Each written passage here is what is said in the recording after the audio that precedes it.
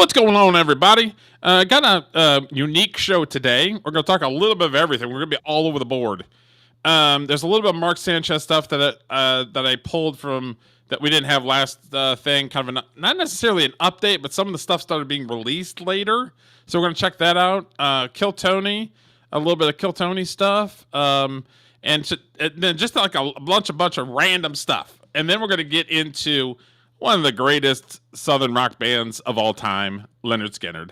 We're going to do a deep dive on Lynyrd Skynyrd. I was thinking about just doing Southern rock, but everything leads to Lynyrd Skynyrd. So it's like, we're just going to do Lynyrd Skynyrd. So our deep dive is going to be Lynyrd Skynyrd. So hang on, let's do it. Always do it on my own, so I gotta get through it. And the only thing I know is to love what I'm doing. Never give up, never slow, till I finally prove it. Never listen to the no's, I just wanna keep moving. Keep my head up when I act, head up, that's a fact. Never looking back, I'ma keep myself on track. Keep my head up, staying strong, always moving on. Feel I don't belong, tell my thoughts to move along. Push myself to be the best, die with no regrets. Live with every breath, see my message start to spread. And I had so many dreams, then you hit your teens. Life ain't really what it seems, try to find out what it means. Always do it on my own, so I gotta get through it. And the only thing I know is to love what I'm doing. Never give up, never slow, till I finally prove it. Never listen to the no's, I just wanna keep moving. Yeah, I put out all this art, it's my only medicine. Yeah, everything I do, I'm just being genuine. Yeah, I'm sick of being screwed, feel my own adrenaline. Yeah, I do just what I do, and I hope you let me in, yeah.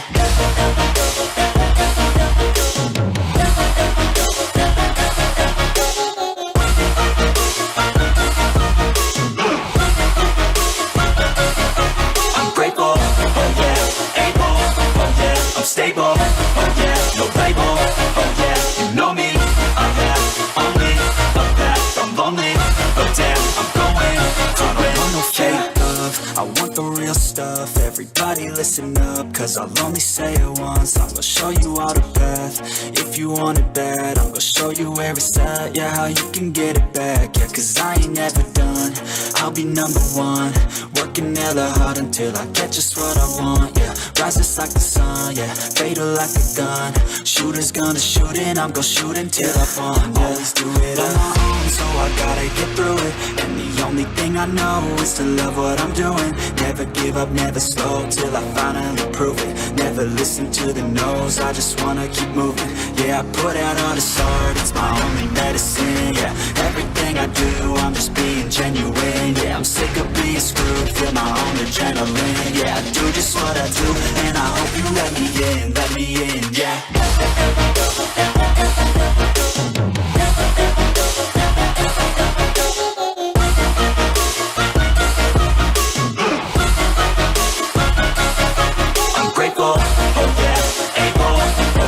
Stable, oh yeah, no label, oh yeah, you know me, I have only a path, I'm lonely, but damn, I'm going to win, yeah.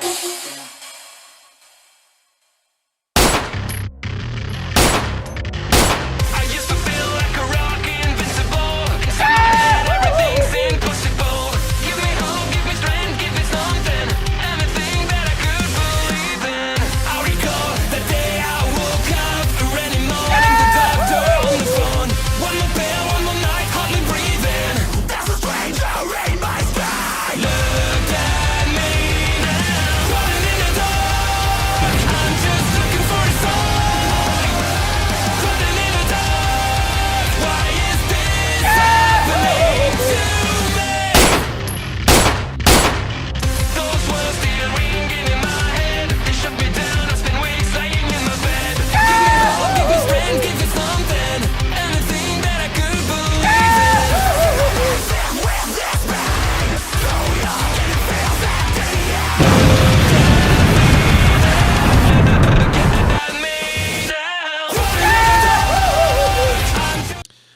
So here we go. Another Sunday fun day. Hello, Derek. See? Yeah, Shades and everything. I was going to do that too, but I ran out of time. I had somebody look at the house today, and then I was running around, and yeah, it didn't happen. I didn't need to get the hairs cut and everything. Yep. I mean, I like having the scruffiness. Makes me look more sophisticated. But I don't mind. Mine was getting out of control. Mine gets super itchy and it drives me insane. See, I only use a straight, like a regular razor. I never use electric razors. Yeah. Once it starts to get out like that, it's like you got to like a half an hour's worth of hacking. Gotta hack that shit out. So I'm like, I've been a lazy fuck all weekend. I got to do something useful. I'll shave. That seems like a lovely thing to do. Yeah. Very exciting weekend, as you can tell. Yeah, I'm still upset about my Tigers getting screwed. I still think they got screwed. There was a couple calls that didn't go their way in the latter part of the game. Like that hit batsman that hit the guy's bat first. Mm-hmm. And yeah, and they got screwed. They still called it a hit by a pitch, and then end up being the winning run. Of course it did. Did you watch the whole game? That shit was like 2 games in one. Yeah, it was like 15 innings. 15 innings. Jeez. Yeah, Tigers brought in. We got some dumb people out in the sports YouTube land. Mm-hmm. I call their shit out all the time because of how dumb they are. Mm-hmm. They're just like, well, it tells you the depth of the Tigers bullpen isn't good because they brought in a starting pitcher. The Yankees and fucking Red Sox do that shit all the time. Especially in a do or die game. That was win or go home. You got to bring in anybody you can. Yeah, after about the 10th or 11th inning, you're wanting to put a starting pitcher in there because you're trying to get a win. And it's like the Yankees did that. I remember Roger Clemens being in the fucking game in the 13th inning. Yep. Like some of these people, unless it's happening within the last couple months, they don't give a fuck. And it's like, bro, shit's been happening for decades. Where have you been? It shows ignorance of baseball to say, well, their bullpen isn't deep because they couldn't go 15 innings. You don't build a bullpen assuming you're going 15 innings. Yes. At that point, some of these people are fucking straight up dumb. I don't know if they're purposely dumb or they just don't know they're dumb. Have you seen Black Twitter talking about Shador Sanders today? They're just purposefully dumb. Oh, I had a couple of people call me racist in the comments for our video, and yeah, whatever. And the one guy said, "Oh, it's just something about being racist," and I was like, "So the fact that if it was a white guy talking shit, I'd call his ass out. Do you call that racist?" And of course, they got nothing to say. That's the fucking playbook. It's you're racist because they don't like what you have to say. Right. I'm also fucking dumb. Do you see my icon or my avatar on X? It's a Redskins avatar. Oh, is it? Nice. And that's my favorite team. And our quarterback, Jaden Daniels, who's my favorite quarterback, I think he's black. Pretty sure. I think he's mixed, isn't he? No, he's black. I'm joking. Oh, okay. That's like ludicrous to say, well, you're just racist. I'm like, what? Okay, fine. They want you to shut down. They want you to be like, oh, I'm not racist. I don't want to do that. You know what I mean? They want you to shut down. And it's like, bro, I'm not shutting down. You're fucking dumb. Well, I think it goes to what the change. Like when I was growing up, you rooted for a team. Yeah. And whoever was in that color laundry, so to speak, that's who you rooted for. And that's who you stuck with. I think that's changed nowadays. Now people are just rooting for players. So you'll have even Cleveland Browns fans who should be rooting for their starting quarterback to do well, right? Are bitching because their black guy isn't starting. I'd seen a post from somebody on X saying they're wishing that the quarterback got fucking hurt. Yeah. And I'm like, you guys are the most racist dickheads ever. And not one of them had a thing to say. Like, who wishes somebody to get fucking hurt? Yeah, it's these people. I saw some of that too. People want him to fail. I'm like, are you a fan of Cleveland? Do you root for the team? You'd want your guy to be good. Do they know they're a psychopath, or do you think it's just people having free will to say whatever the fuck they want because there's no responsibility? I would appreciate it more if they just came out and said the truth and said, I want this man to succeed because he's black, and so am I. I would be okay with that.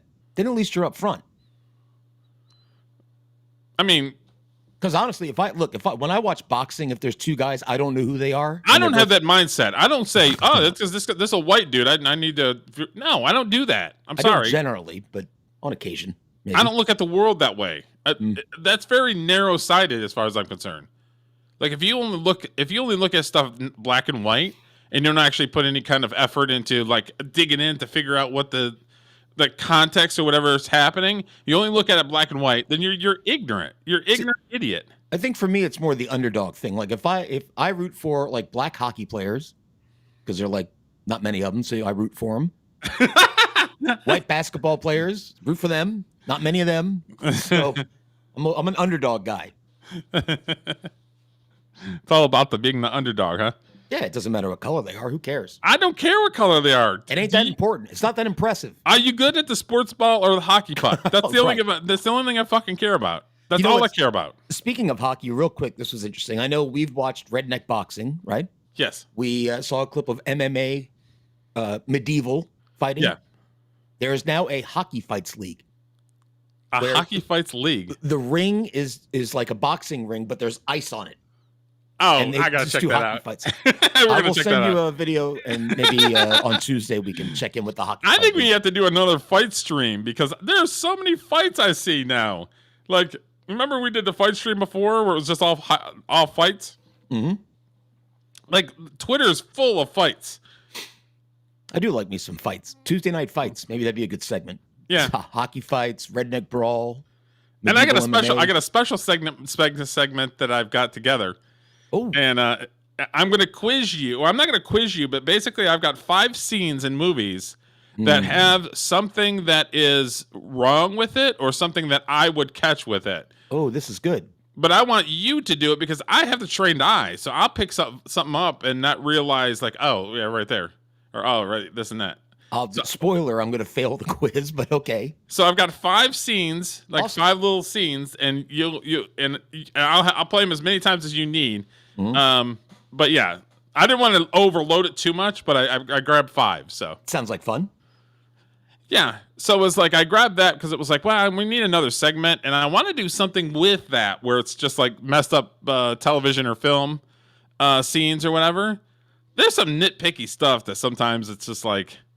Somebody's like, well, that guy's hand is in the wrong direction on this other one. It's like, I ain't going to be that nitpicky.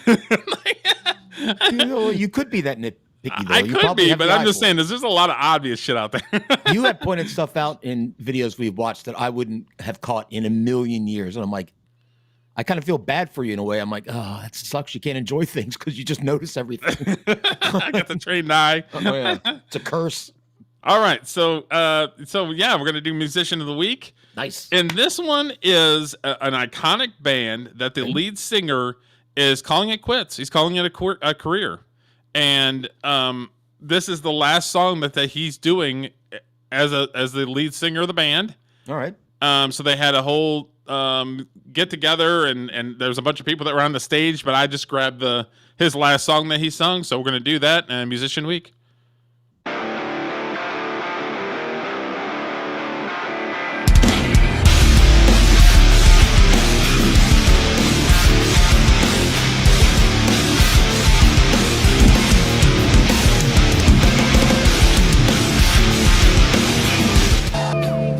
Was a Foreigner fan back in the day, for sure.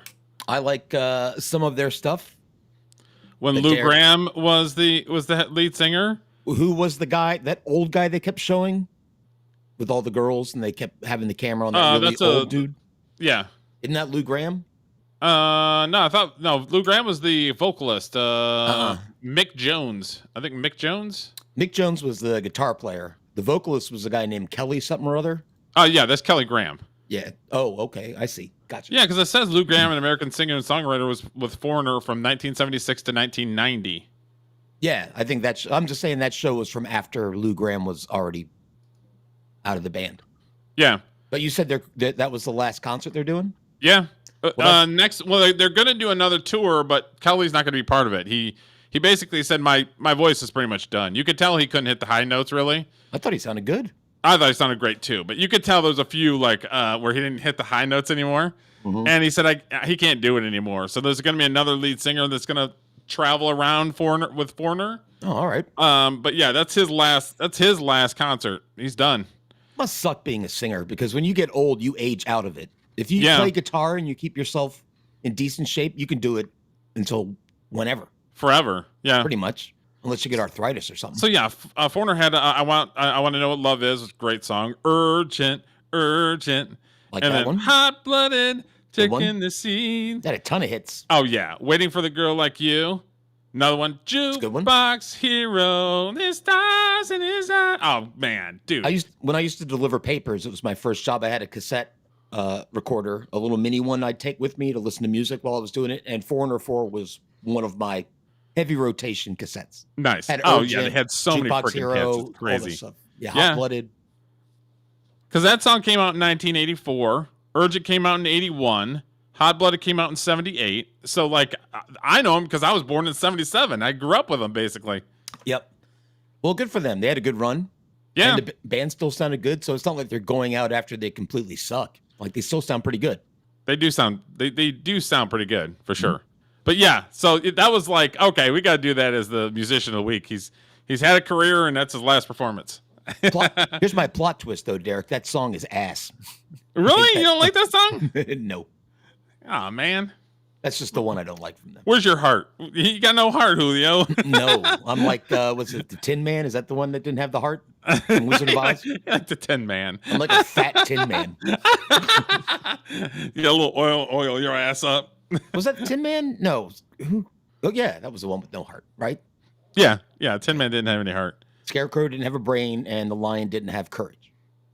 I mean, there are other songs. Like Jukebox Hero is a great freaking song. Oh, I yeah. love Jukebox Hero was great. All the other ones that you was roll their off are ballad, awesome. but I loved Foreigner. Like a lot of music was good with them. So good stuff. Mm-hmm. Good stuff. So okay, so yeah. So what we're gonna do is we're gonna transition to good old fashioned, without any delay. Let me check to see who. Oh, this person right here can be our good old amazing dum dum of the week. Dum dum dum dum dum de doo de dum dum dum dum dum dum de doo de dum dum dum dum dum dum de doo de dum. Wow wow wow wow. All right, let me pull this puppy up. Okay, so this gentleman is sleeping. He's got his mouth wide open. Not sure why. Uh-oh. Many such cases where somebody's got their mouth open. This could go all kinds of ways.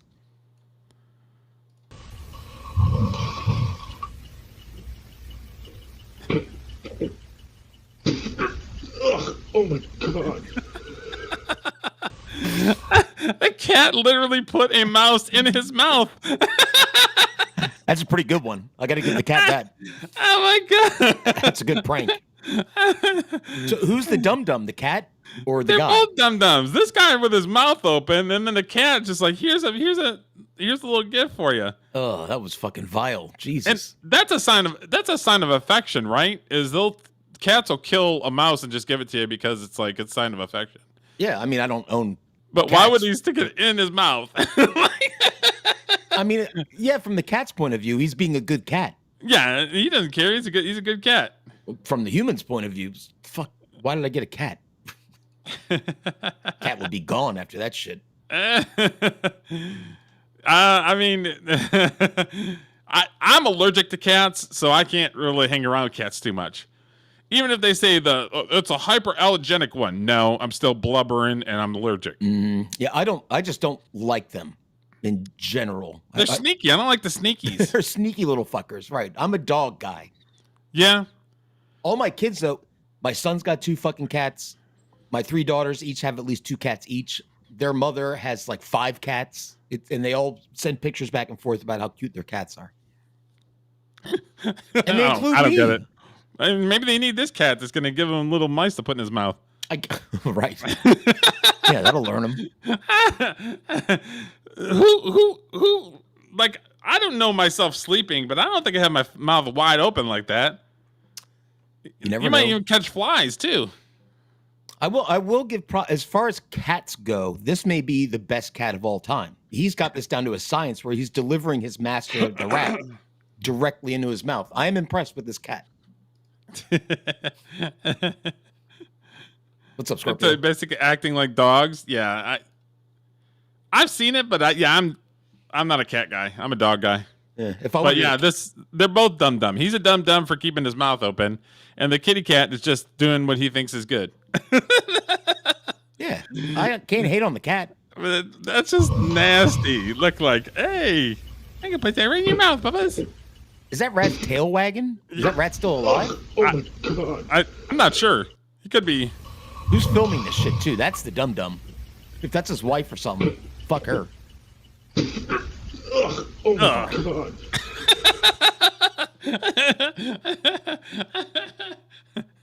I don't know that I could go back to sleep after that. I don't know if I could either. I just like, I'm up. I'm good. I'm good. Don't leave your mouth open. I don't know what's going on with this guy. So, but anyway, yeah, he's our dumb of the week. Dum dum dum dum dum de doody dum dum dum dum dum dum de doody dum dum dum dum dum dum de doody dum. Wow wow wow wow. Okay, so now we got our dum, and let's go to our first thing we're going to talk about. Derek, I do like, before you start this, that Corey Feldman is in all your intros. Oh, He's yeah. in Musician of the Week and Dum of the Week. Well,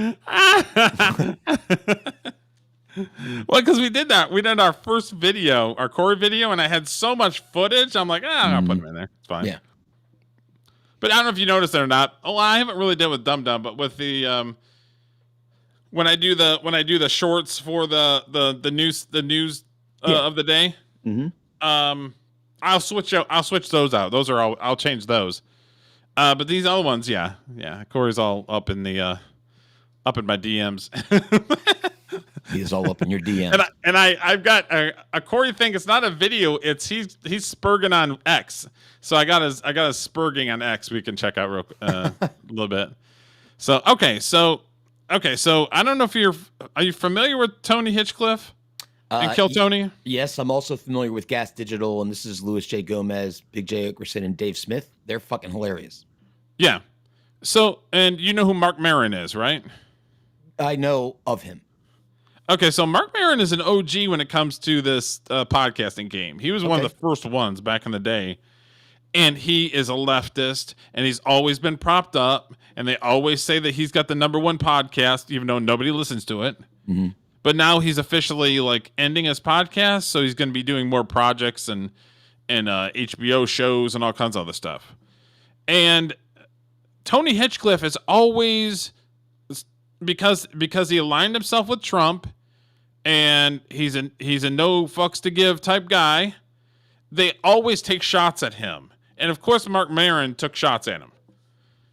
And I had pulled 2 videos, but the one video kind of encompasses everything. Okay. Well, it's got a little bit. It's got a little bit what Mark Maron was talking about, and then what Tony Hinchcliffe's response was. So that's what we're gonna watch. Tony, what's going on? Do you not like Mark Maron? Does he not like you? What was that? What was that all about? Whoa, just dropping a big one there. I mean, is there a beef with you and Mark Maron? I mean, I don't ever acknowledge these guys, these mentally ill people, when they, go online and start talking about me and my friends and calling us Nazis. Yeah, but or whatever. Tony, you're funny enough. Why do you have to spit on trans people in the middle of your act? I've also been seeing, not about crowd work, but I've been seeing like Jeselnik having an issue with people like Tony Hinchcliffe, who he's saying uses profanity or just shock value comedy. What's your thoughts on that? Well, at this point, it's lazy and sloppy and hackneyed. To be in a fucking club. Okay. Mark Maron worked the club at the Comedy Store. He was like the guy at the front door. Oh. So he had the ability to see some of the legendary people at the Comedy Store. Every one of them cussed. Why all of a sudden this motherfucker right here is the virtual, like, oh, you don't need to cuss. He literally saw the masters at their freaking craft. Like, that's just disingenuous to me. Or how do you feel about it? I agree with you. If he watched all those people, some comedy's always been about shock. Yeah. Cursing, saying things you shouldn't say, saying things that will make the audience go, "Ooh, shit," He saw Dangerfield. He saw them all. Because he was the freaking guy that worked at the door. Mm-hmm. Well, now I guess and for him to be like, cussing is lazy. What, are you going to tell Richard Pryor to not cuss? I mean, get the fuck out of here, dude. Yeah, ridiculous. Like, he's always like, well, I'm the most virtuous one. I've got more, I'm very virtuous and I'm clean and I'm the best person ever. You know what I mean? He's always got this like self-righteous dickhead in him. You know what I mean? Like, who cares what fucking Tony Hinchcliffe's doing? Obviously, Mark Maron's he's got a project, so he's going to throw shade at whoever the fuck he can. So these libtards are going to go see fucking Mark Maron. Well, people have passed him by. Like, I hardly know who he is, to be honest with you, but I know Tony Hinchcliffe. I know all the other guys on this panel. Yeah.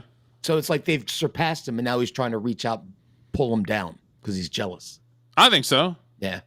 But yeah, this is sort of the comments that he made at what Tony Hinchcliffe was talking about. Where, I'm walking down the hall at the comedy club, at the Comedy Store, and, in one room, someone's doing their bit about trans people, and then I get down the hall, and there's someone on stage going, well, I guess I got to do my bit about trans people. Like, no, you don't. You don't. It's hack now.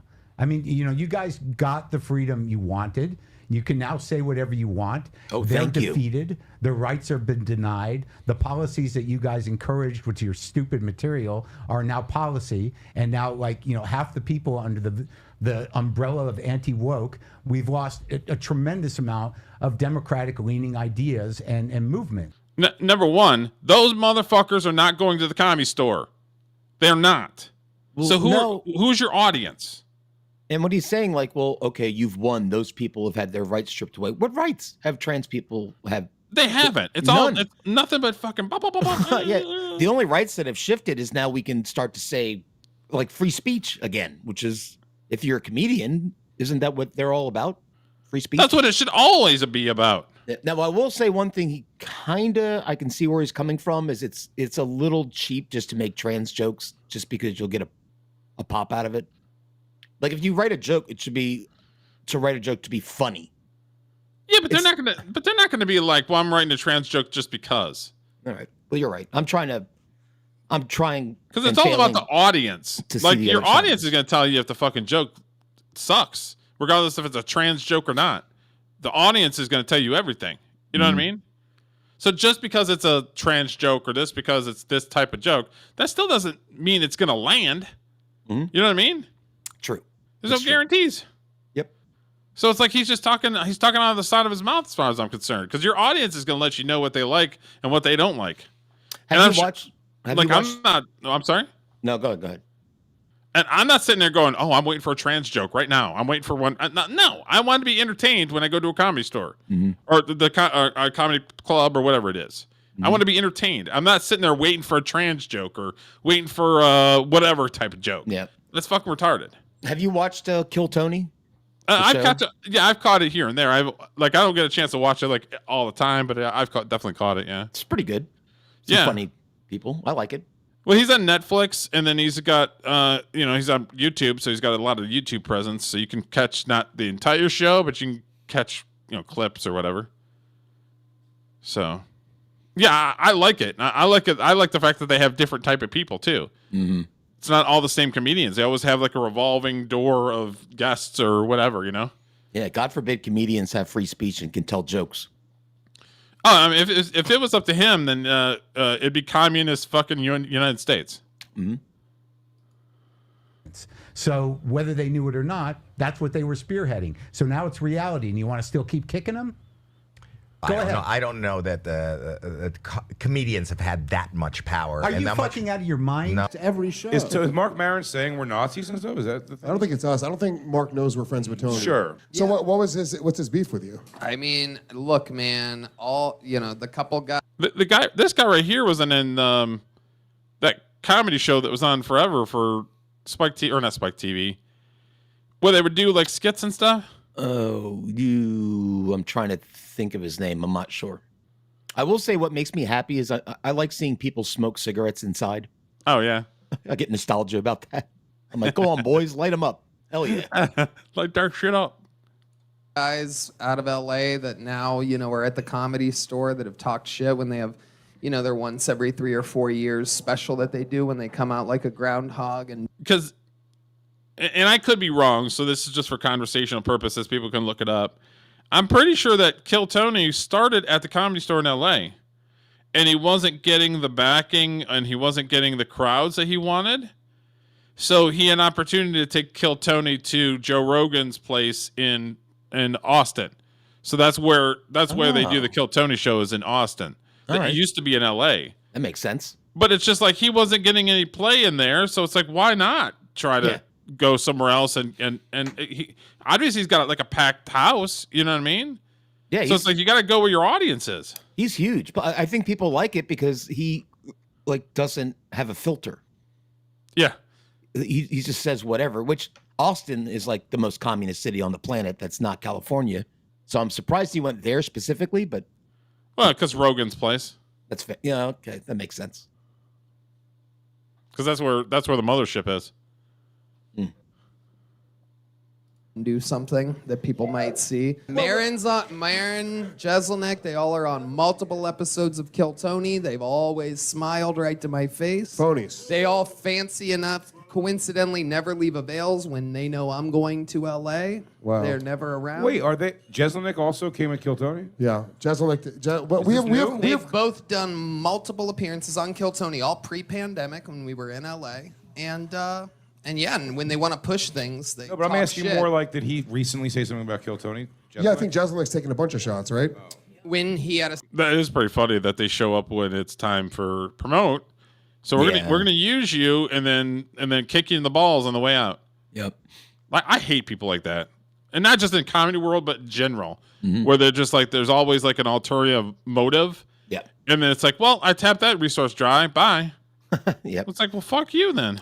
These three guys, I actually saw them perform at a comedy show. All three of them. They were fucking hilarious. Oh, really? At a casino in Connecticut. Yeah. Okay. They were great. Special to promote now. He's going to be gone for a few years. And, while I put out 2.5 hours of comedy content every week. Wow. And, I don't blame them. If the shoe was on the other foot, if I was them, I would I'd be mentally maybe I would do it too. While I've made multiple videos shitting on Tony, he still has a point here. This is obviously a promotional tactic being used by people with irrelevant podcasts who are desperately trying to find a way to generate attention. Just look at the timing of their attacks against the Rogan sphere. What was that? I said that's kind of what you said. Oh yeah. Just looking for attention. Yeah. Well, because he was at the Republican National Convention, and when Trump was elected, so they came out and said that he was against Jews, and then now all of a sudden because he was aligned with Trump, we got to bash him because the overlords want us to bash Trump. Mm-hmm. I hate this whole thing about like you have to align with a certain people, otherwise screw you. Well, guess what? I'm never doing that ever. Right. Well, the good thing is that we won, so you don't have to listen to these retards anymore. Hopefully not. Of which directly coincide with the release of their comedy specials. They clearly see there's a large audience of people who are tired of Rogan and his buddies, and are stirring up drama to farm engagement like they're YouTubers instead of comedians. Maron has the nerve to do this, while simultaneously acting like he's above clickbait culture. The clickbait world feeds on little tidbits of garbage. And, after a certain point, people have been around a while. They'll just start throwing dead people under the bus. I was upset with Olivier once and he fucked a dog. And you're like, wait, what? And then all of a sudden that becomes news. And it's like, that culture of that is nothing but destructive. So when someone's talking shit and they continue to do it and you're alive, it behooves you to, instead of engage in a public way, to go, would you want to resolve this or you just want to keep talking shit? Like he isn't on a 20 podcast run of non-stop low-effort drama stirring in a blatant attempt to drive people to his special. I thought the person who handled it very well with Maron's, because he's going on kind of the tour of like everything in podcasting and comedy sucks. What's his name? Howie Mandel, of all people. I thought it was good. Because Howie Mandel was like, he's basically giving him like you're just old. And you're supposed to kind of feel this way, but like, everything's fine. He went after Howie Mandel after that a little bit. No, did he really? He did an interview after that, and they brought up the Mandel thing, and he kind of trashed Howie. It's painfully obvious that Maron and Howie Mandel started at the Comedy Store. So it's just like, it's blatantly obvious that fucking Mark Maron is just a piece of shit trying to grift. Well, he's aged out.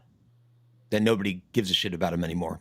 Yeah, so he's trying to drum up some sort of controversy that people pay attention, like, oh, what's going on here? Yeah, he's like a pick-me girl, as they say. Yeah. Which is sad. We not a lot of our content, but there's a decent amount of our content we talk about comedy. Mm-hmm. So Jeselnik feel like outsiders who have been left behind in the current podcast age of comedy. While Maron had extreme success in podcasting early, mostly as a result of a lack of competition, he's recently given up as his numbers have continued to dwindle. I announced that we're stopping WTF, and I don't know. The world has changed a bit, and the sort of uniqueness of whatever the hell's happening. I mean, so basically nobody was listening before. Right. There's enough people yammering. He had a special to promote, and he's ending his podcast, Maron. Yeah.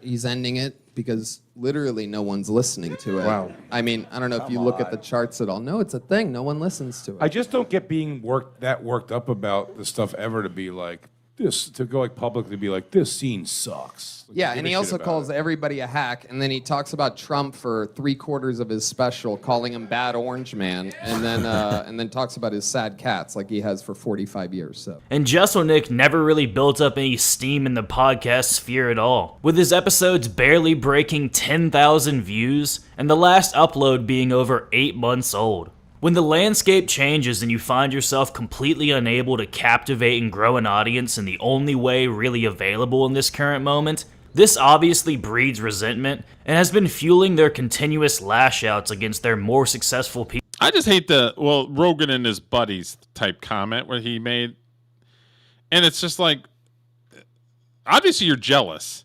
Mm-hmm. Because it's like, yeah, Hitchcliff didn't find success in LA at the Comedy Store. He went over to the mothership in Austin, and it kind of blew up from there. Plus the whole woke comedy sphere, that whole bit, it's over. It's done. It's like it's gone. And I can, like, my son, who's 25, and all his friends from college love Kill Tony. Yeah. That's their comedy. They like Kill Tony. They like Shane Gillis. He's pretty big. My son and all his buddies like him because it's edgy. Yeah. And they don't give a shit. They just say what they want to say. And it was organic. The Kill Tony thing is all organic. He came up with it in LA. It didn't work, and he moved it to Austin, and it kind of blew up from there. So it's a completely, like, I love when they're sitting up on the stage and they have comics go out and they actually critique them. Yeah. Yeah. So that's great. I love that. It's a good concept. The whoever the special guest is will give somebody. They'll either give them shit or they'll actually give them honest critique. Mm-hmm. You know what I mean? Yep. So yeah, it's great. Peers. It's hard to accept that the only method for connecting with your fans is a form of content creation that you're completely inept at, so you start blaming everyone else. Whether it's the changing culture or the current gatekeepers in comedy, you need to find some excuse other than your own inadequacy. Maron and Jeselnik can't handle feeling behind the times, and seeing all of these comedians they consider inferior rocket past them to success is causing them to resort to TMZ-level gossip as an alternative marketing strategy. They've been insulated within this LA bubble for so long that they have no idea that calling someone a Nazi or a fascist doesn't carry any weight with the average person anymore. That's correct. And for Mark Maron, of all people, to call out a comedian for being a mouthpiece for a politician is one of the most hypocritical things I can think of, considering he had over... Yeah, Mark Maron has been a mouthpiece for the Democratic Party for 20 years. So it's not like it's a new thing. No. Comedians shouldn't be a mouthpiece for a political party. They should tell No. jokes. It's like same with musicians. Just entertain me, otherwise get the fuck out of the way. Right. Shut up and entertain me. Right. Yeah. Obama on his podcast during the 2016 presidential run. Maron obviously doesn't have a problem with comedians having politicians on their shows. He just can't stand the fact that his side has lost cultural dominance. Maron and Jeselnik are having a rough time trying to fit into the current cultural landscape, as evidenced by their total lack of viewership. And clinging to their superior sense of morality is the only way they can justify their irrelevancy. This isn't to say that there isn't a lot of bad comedy coming out of the Rogan sphere, and a lot of the jokes that these comedians make are incredibly hacky, but I don't find Maron or Jeselnik to be superior to these guys whatsoever. They're equally as hacky in one note. They're just stuck in a... Hacky? Again, you're giving the audience what they want. If they want the hacky, they're going to give it to them. I think what they mean by hacky is that the comedian comedian, him or herself, is not making any effort to write something clever. They're just going after low-hanging fruit. I've never seen. I've been to a comedy club a bunch of times. I've never seen that ever. Okay. I'm just trying to guess what they mean by that. I'm not. I think they're talking shit is what they're talking. Mhm. I've never seen it. I've always seen there's a set that they give you or whatever. Culture and a scene that's a decade behind the current times. I have a lot more to say about Mark. I just think there's a lot of jealousy happening. That's all I'm saying. Mm-hmm. So, okay, so this next person, and this is a prime example of why we can't have nice things and why fat people need to grow up. I have a very short rant, if you don't mind. For Kill Tony or for Yes, this lady? Based on that last video. Okay, go ahead. Can we please bring back smoking in bars? Please? There was nothing. I smoked cigarettes for a long time, right? You get off of work, you want to relax, you had a stressful day, you go to the bar. Hey, buddy, you want to come on, happy hour? Let's do happy hour. You meet up with your buds, have a couple drinks, nice, relaxing cigarette. It's great. Then they banned them. They're like, well, the bartenders might get lung cancer. I'm like, they don't have to work there. They can go work somewhere else. Can we have one space that we can relax? No. Nope. You can't. I don't smoke anymore, but I'm pro smoking. I just don't do it. I'm not. But you're a vapor though, right? I vape, which I can do anywhere, really. Kind of. Isn't that smoking though? It's not the same. It's not the same. Still got stuff sucking in your lungs, right? Just nicotine. I'm not saying I'm not saying I'm healthy now. My point being is that I think there should be a place where you can smoke a goddamn cigarette inside. That's all. Yeah. I never had a problem with it, but I never had a problem with it. Because if I had, I'd just walk away from whoever was like in my face with it. You know what I mean? There are two kinds of ex-smokers, and I've known both. My ex-sister-in-law quit smoking, and the minute she quit, she's like, oh, that stinks. And she'd be, can you blow that somewhere else? I was like, when I quit smoking, if my buddy was outside smoking a cigarette, I'd be like, blow it my way. I miss smoking, please. To get some of that sweet, sweet Marlboro smoke. It's for the women, right? You think that they got rid of smoking for the women? Trying to get more of a lady audience that wasn't going in there anyway? That's a good point. I didn't think of that. I mean, kids aren't going to the clubs anymore. You know what I mean? Like that was 20 years ago, 25 years ago. You go to the club, hang out with your buddies and meet girls and everything. Yeah, I guess kids are not going to the club anymore. So, yeah, I guess so. All right, well, I'll walk it back a little bit. Can we at least have smoking in the VFWs? These men have been in the fucking armed forces. They're allowed to have a cigarette. Let them have a goddamn cigarette and a beer. Yeah, me too, Scorpio. Same here. Okay, so this lady right here, I've got this clip, and then I have like a news thing. What's your name? Debbie Brockman, I work for WGN. Let them know. I got you. Yep. She works for the superstation WGN. Chicago, what the fuck is she doing there? She's a producer and an editor. And she's part of the protests? Is that what she's on the ground because why? Because she was throwing rocks at the fucking ICE agents. Number one, she's 300 pounds. Number two, am I supposed to be impressed that she's a producer for fucking WGN? I'm annoyed that she's wasting these officers' time. Shouldn't she be fucking working? Well, I don't know. I guess maybe she thinks she's going to get a scoop. They don't do news, do they? WGN? I thought they did like Gomer Pyle and Andy Griffith. That's when I think WGN, I think TBS like it used to be. WGN I know for shitty reruns and the Chicago Cubs games back in the day.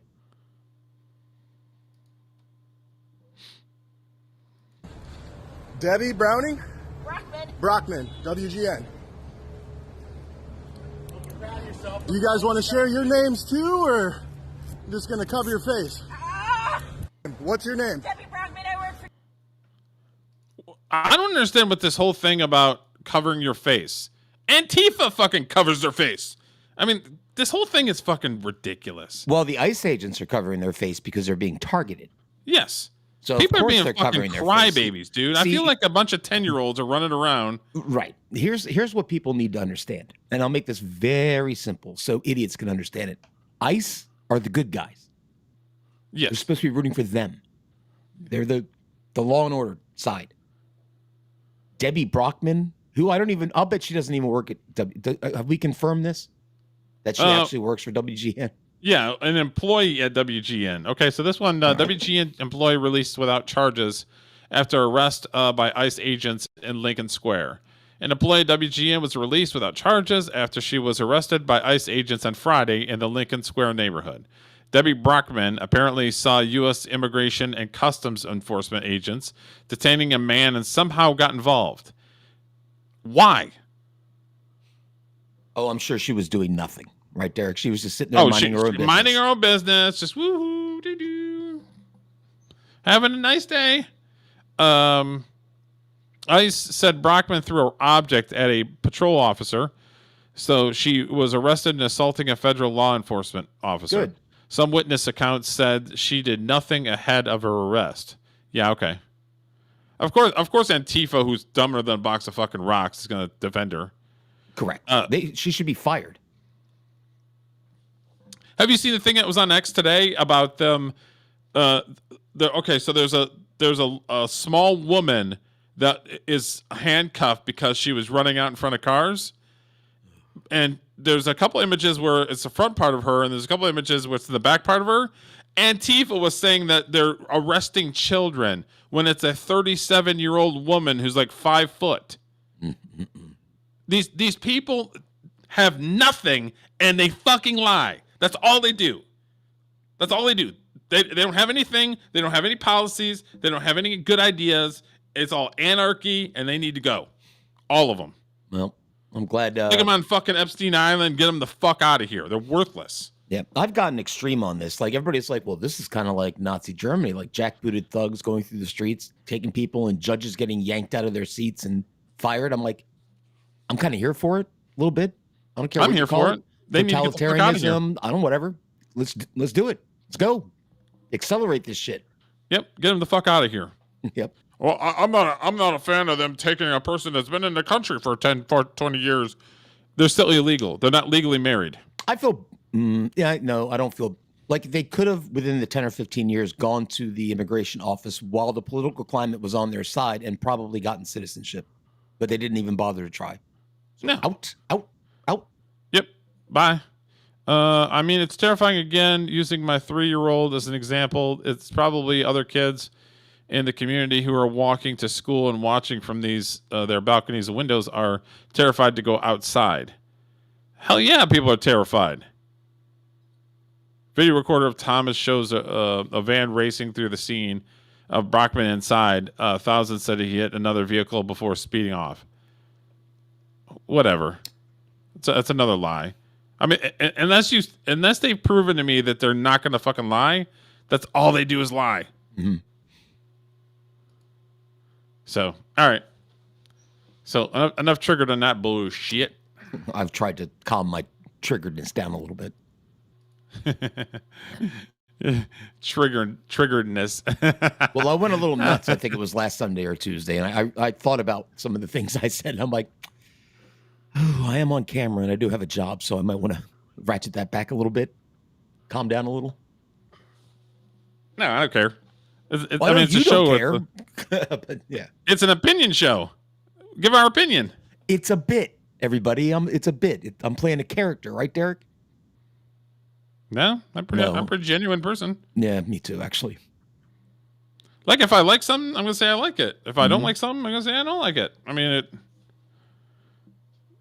I don't go into people's fucking chats and call them racist, which I was called racist because of our,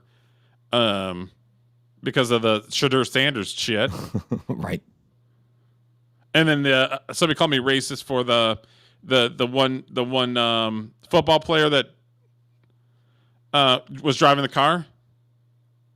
Oh, there's more on that. Maybe on Tuesday we can cover it because they had to apologize. Ryan Clark.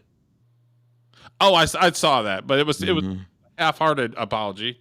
It was a half-assed apology, yes. Well, it's still their fault, but I I misinterpreted it a little bit, but it's still their fault. Whatever. Family Matters star. Family Matters was the Urkel show, correct? Yeah, and this guy is the he's the one that played the older son. All right. The one that was in there was an episode where he was being harassed and the father is a police officer. Oh, yeah. And he went to the people that were harassing his son as being a black person. How convenient that the actor has been arrested 3 times for what? Not paying his child support and trying to fucking leave. What? A black guy didn't pay? I mean, what a I mean, well, I'd like to hear his side of the story. My name is Eddie. I'm a hip, cool guy. We're new at 6. We're learning Darius McCrary, the actor who played Eddie Winslow in the 90s TV hit Family Matters, is under fugitive arrest near the U.S.-Mexico border. According to People, he's being held at a San Diego jail without bail. The 49-year-old was arrested Sunday for an out-of-state felony warrant. He's due in court on Wednesday. Yeah, for not paying his child support. I always pay my child support, but there's been other things that have happened in my life that I got to be honest with you, Derek. There has been a minute or two in my brain that I'm like, I'm just getting in the car and driving south, and crossing the border, and cutting the fuck out of this situation. Disappear. So yeah, 3 times he's been arrested for not paying his child support. So does he not have I mean, he's not been in anything since Family Matters, so he doesn't have a regular job? Oh, I thought he was. Oh, that's true. You mean his rap career didn't take off? It's based on that. No, it didn't take off. There. And he plays guitar. Really? Wow, he's really talented. Fake guitar, he just holds it. That triggered me more than anything I've seen tonight so far. Is that jackass acting like he knows how to play guitar? Like Hulk Hogan and Real America. Have you seen that the music video from back in the day where he's just holding the guitar? Yeah. Here's a plot twist though. Hulk Hogan legit can play bass. Yeah, I never understood why he just he faked it in that one, but he actually legit can play some instruments. I don't know. It's weird. I will never say a bad word about our man Hulk Hogan, Derek. I can't either. I won't say nothing either. It'll always be too soon to make jokes about Hulk Hogan. Yeah. Oh man. Hey, it's Derek. Hey, thuggin'. Sometimes it wants to boot me out. There we go. The old boot. Okay, so these two. There's a video, and then there's also a news story. And this woman, have you seen The Green Mile? The movie The Green Mile? I know the plot, but I have not seen it. Oh, that doesn't help then. One of the actors that was in The Green Mile who played this racist dude that was beating the crap out of inmates. Mm-hmm. And then the actor married a girl that was underage. And the girl is saying that she was groomed. And then now she's divorcing the guy and she's writing a tell-all book and all this other stuff. So this was been talked about last night and today. So this is what it's about. I've got thoughts about it, so we'll watch it and then give our thoughts. She made headlines at 16 when she married a 51-year-old man. Now, as her story becomes a Lifetime movie, Courtney Stodden is speaking to our Jim Murray, saying she was groomed to be a child bride. At age 16, Courtney Stodden's marriage to a 51-year-old actor sent shockwaves across the USA. Now, at age 31, Courtney says she was a child bride and is making a blistering. Was she 16 when they showed those clips? What clips? The ones from 10 seconds ago. I don't think so. I think it was I don't know. I'm just checking because I was starting to feel some kind of way. Well, attack on her now ex-husband. This is a 16-year-old and a 51-year-old, somebody who's older than your own father. It's a child exploited. Do you feel like you were groomed? Absolutely, yes. Exploited, groomed. Doug Hutchison was best known for his role on the TV drama Lost and for playing a ruthless prison guard in the film The Green Mile. We got a dead man walking here. But it's his marriage to Courtney that captured the national spotlight. The stripper shoes, the short skirts, all of that, I was told who I was.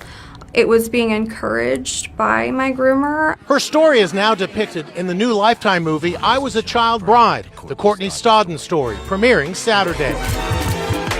We spoke to actress Holly J. Barrett, who plays Courtney. She had already been made into this like caricature of a person with like the hair and the outfits. So I just wanted to be really delicate with it. I think I love you too. Some states allow 16-year-olds to marry with parental consent. Courtney was legally married in Nevada with her mother's approval. I realize the numbers are really disturbing. How many minors are married to adults? Hutchison calls Courtney's claims false, malicious, and egregious. Ms. Stodden has a history of unfortunate deception and/or exaggerations to depict herself as a victim, using unsubstantiated and provocative terms like grooming, abusive, and predatory. Making this movie was hell, but it was worth it because it's going to help other people. Courtney is now married to TV producer Jared Savior, who is 10 years older than she is. Is he grooming her? What a shot at the end this broad took. God bless her. I like the newscaster. Okay, so I've got some thoughts before we read this article. Okay. Number one, she's underage. Mom is the one that pushed her into marrying this dude. Correct. It was a legal She can't make her marriage. own decisions. And the courts always favor the women. You're going to sit there and tell me that she couldn't get out of it? She couldn't fucking say bye as soon as his back was turned? Well, she automatically went into he groomed me. Well, you accepted the fucking lifestyle. You accepted it. With your mother's your mother's approval. So isn't it a little bit fishy? All right. So a 51-year-old should never date a 16-year-old. I will say that. Regardless of, it may be legal, it's just fucking weird. What possibly you could have anything to talk to about to a 16-year-old girl? My hunch is he wasn't interested in talking. Would be my guess. But I understand what you're saying. But I'm just saying is it's weird. She's immediately claiming victim. But well, if I'm going to be victim, then I'm going to sell the rights, and I'm going to get a book, and I'm going to do this, and I'm going to do that. It's like what the guy I thought did you was- were a victim. Victims generally don't want to talk about it. What the guy did, just based on what I've heard, was creepy and weird, but not illegal. And marrying her, apparently, in whatever state they got married, wasn't illegal either. Las Vegas. So I'm not sure what's the. I mean, you can say it's a moral problem, but we're talking legal shit. So what's the issue here? Yeah. So you're right. She's trying to. And how long ago was this?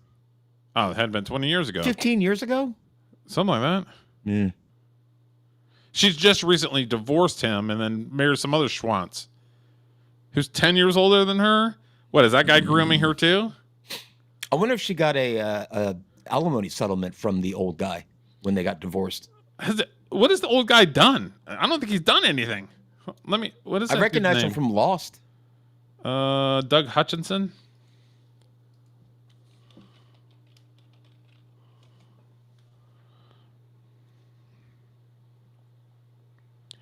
It's not like he's raking in the money. Okay, so he's in Green Mile. He was in Bait. He was in A Time to Kill. I Am Sam. I Am Sam. That's the Sean Penn movie, right? Yeah. Yeah. He played in CSI a little bit. I mean, why can't you just say, you no know, real money? I mean, in retrospect, my mom and I made a bad decision. I mean, that's. He was in Con Air, but I don't know when he was in Con Air.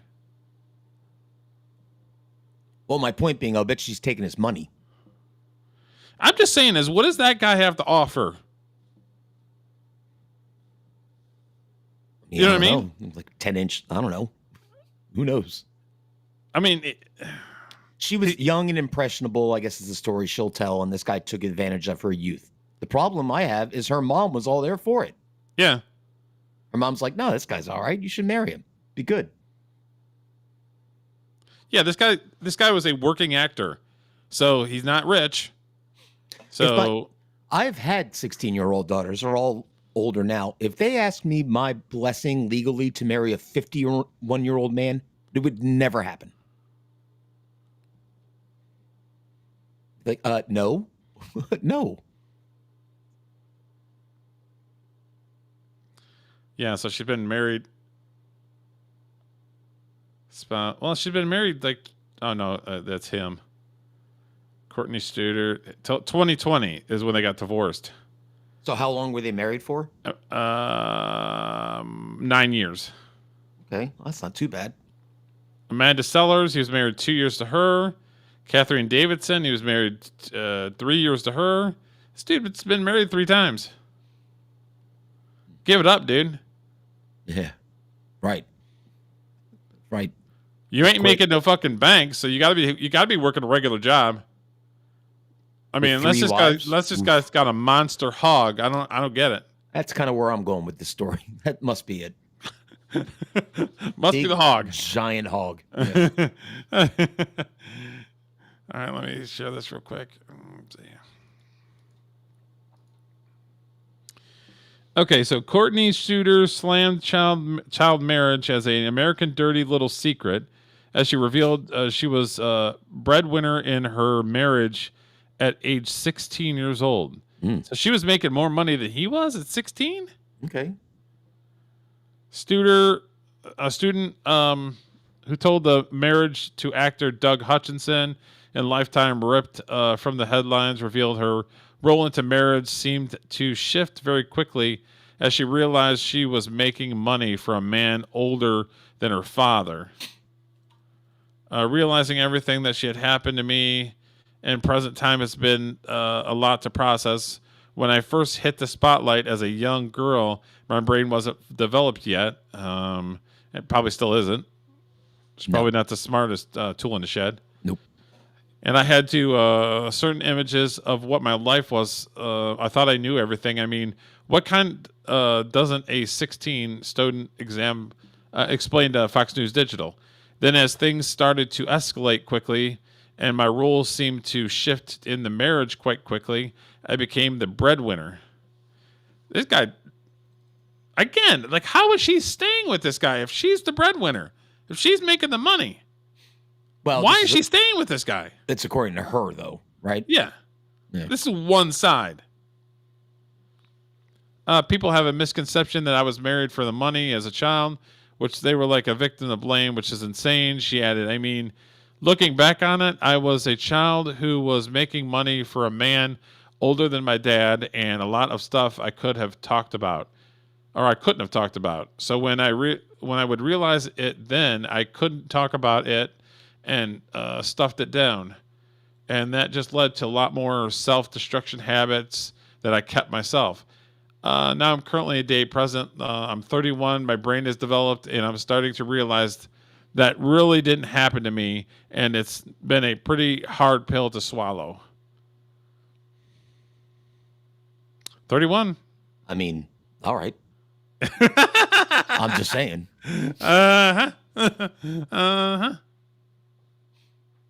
I'm surprised you didn't run into this person because she apparently was on like Celebrity Big Brother. Yeah, I never worked on Big Brother. Okay. Obviously, there's a problem in America, she emphasized. We think our child marriage is something like overseas or foreign. But really, Americans' dirty little secrets is the loophole of the judicial system. In my opinion, pedophiles to marry childs. Isn't it like in Muslim, aren't they basically arranged marriage when they're 16 or 14? Oh, yeah. Well, not only Muslim, Indians, too. So India. So she did not only bashed America, but she also bashed every fucking Middle East country that has arranged marriage. Yep. So I like to look at her, but I don't think I think she's all about the money. Yeah, I think she's based on what small research I did on it while you were reading the article, she's an attention whore, in my opinion. Yeah. She's been on OnlyFans. She's been on reality TV. She's constantly. So yeah, that's the actor right there. That's her. I don't know what to say. See right here. She looks happy right there. Sorry, she does. And was she 16 in that picture? I don't think she was 16 in that. She don't look 16 in that picture. No. That's an awful lot of smiling. Well, she's trying to drum up publicity for her Lifetime network. Good Lord. Her Lifetime. Never mind. I can't speak anymore. Well, you can speak about that picture right there. She's older now. Smoking hot. I mean, ridiculously. Yeah, ridiculously hot. But it's just like every time they've got a project to push, they're going to scream victim. Lifetime Network, which is the network the movie's going to be on, is basically a network for like 40 to 50-year-old women. Right? Yeah. I think those people are going to hate her because she's really hot. Correct. That's what I was just going to say.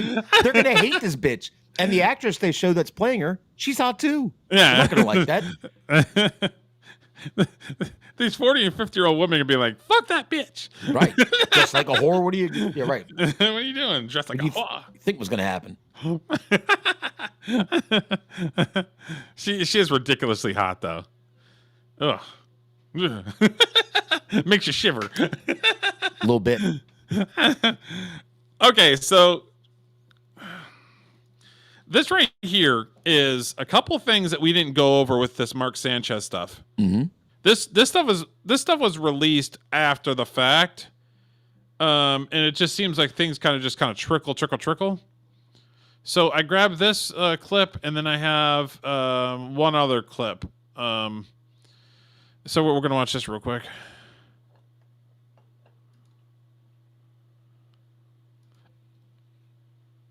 What are you doing, man? Okay, so that's the victim right there. That's the truck with the guy that does the grease. Yeah, the old fella. Right?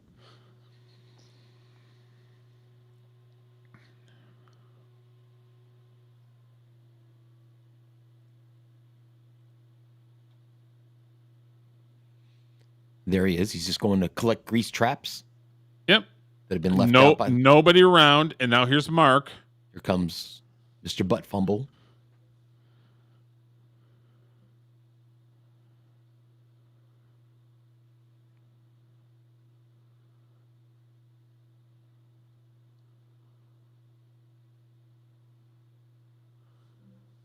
What's he doing? I think he was on drugs. Yeah, this looks like a little more than drinking, maybe. I think it's like ecstasy or some sort of psychedelic or something. Maybe. I don't know. Because this is disturbing behavior. Mm-hmm. So it gets, we'll continue to watch it. It gets crazier. Watch. Okay. Here he is again. Here he is some more.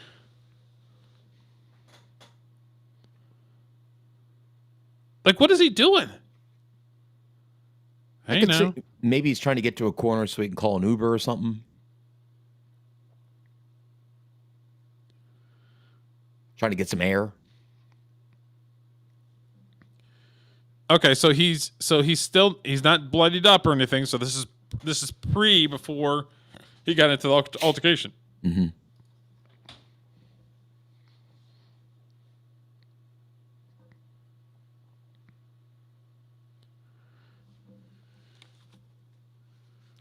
He could be upset about something. He's trying to get away from the situation. Well, I don't know. I'm trying to figure out why you just walk back and forth like that.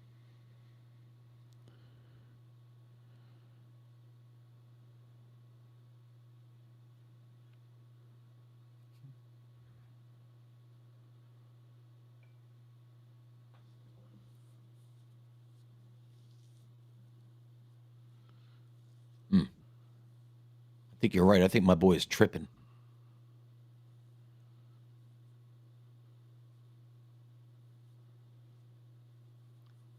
My grandmother used to tell me nothing good ever happens after midnight.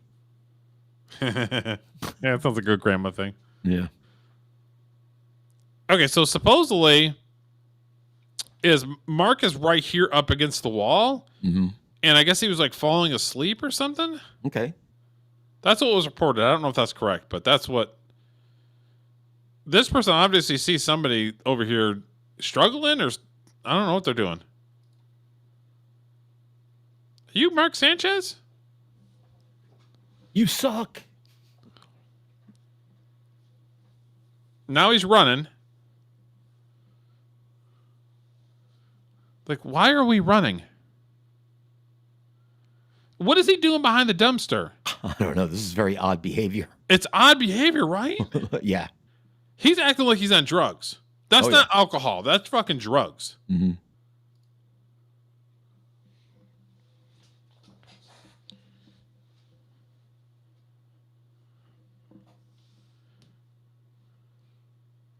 What the hell? What is he doing?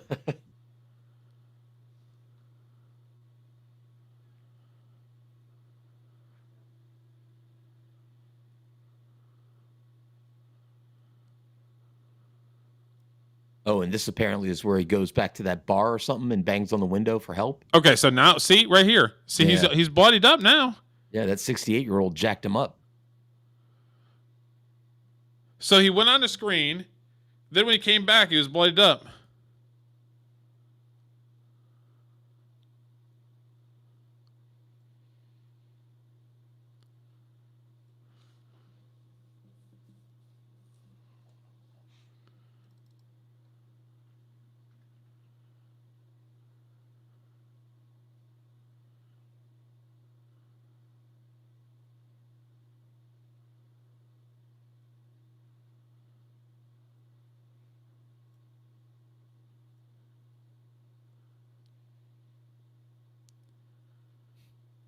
I'm thinking he's looking for drugs, right? Look at all of them. Maybe. They got to be looking for drugs or something, right? Or a weapon? Don't know. I know he did make a statement upon release from the hospital saying he's just going to concentrate on recovery. Oh, I have that. You do? Oh, I'm sorry. Spoiler. Do you have his baby mama's comment? I don't have the baby mama comment. Yeah, her comment was, none of this is surprising. Oh, really? Uh-huh. So baby mama's throwing shade. Baby mama's fucking hot. Oh, By really? the way. Oh, yeah.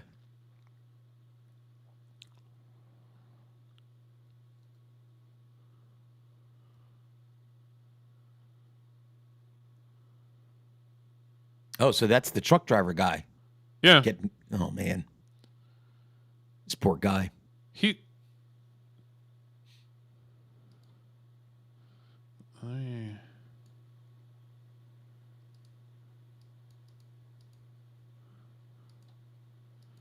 Shit, the shit keeps flashing. Stop it. When he turns that corner. Look at that right there. So that looks like a big bandage on his stomach. Mm-hmm. And then like up near his neck is like blood, right? Mm. That's what it looks like. Yep. Like there's all blood up and down his front there. Well, I saw a picture of the old guy from the hospital, and he looked jacked up. He's up and like moving though. Yep.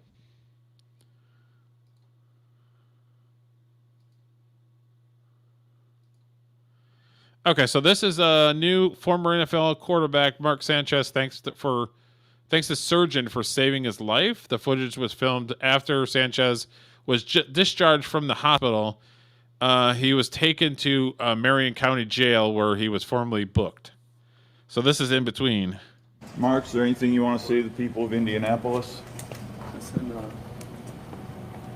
right now I'm just focused on my recovery, and I just wanted to thank the first responders, Eskenazi Hospital. That's how you're going to hit some. Mary, I just want to thank Dr. Mossler, the surgeon. She saved my life, so I'm I'm grateful for that. Sorry I can't answer all your Are you questions. feeling any better? Thank you, guys. I'm recovering slowly, man. Appreciate it. It's a long process. A long process that you started. Sorry, guys. Hey, guess who's going to process his claim, Derek?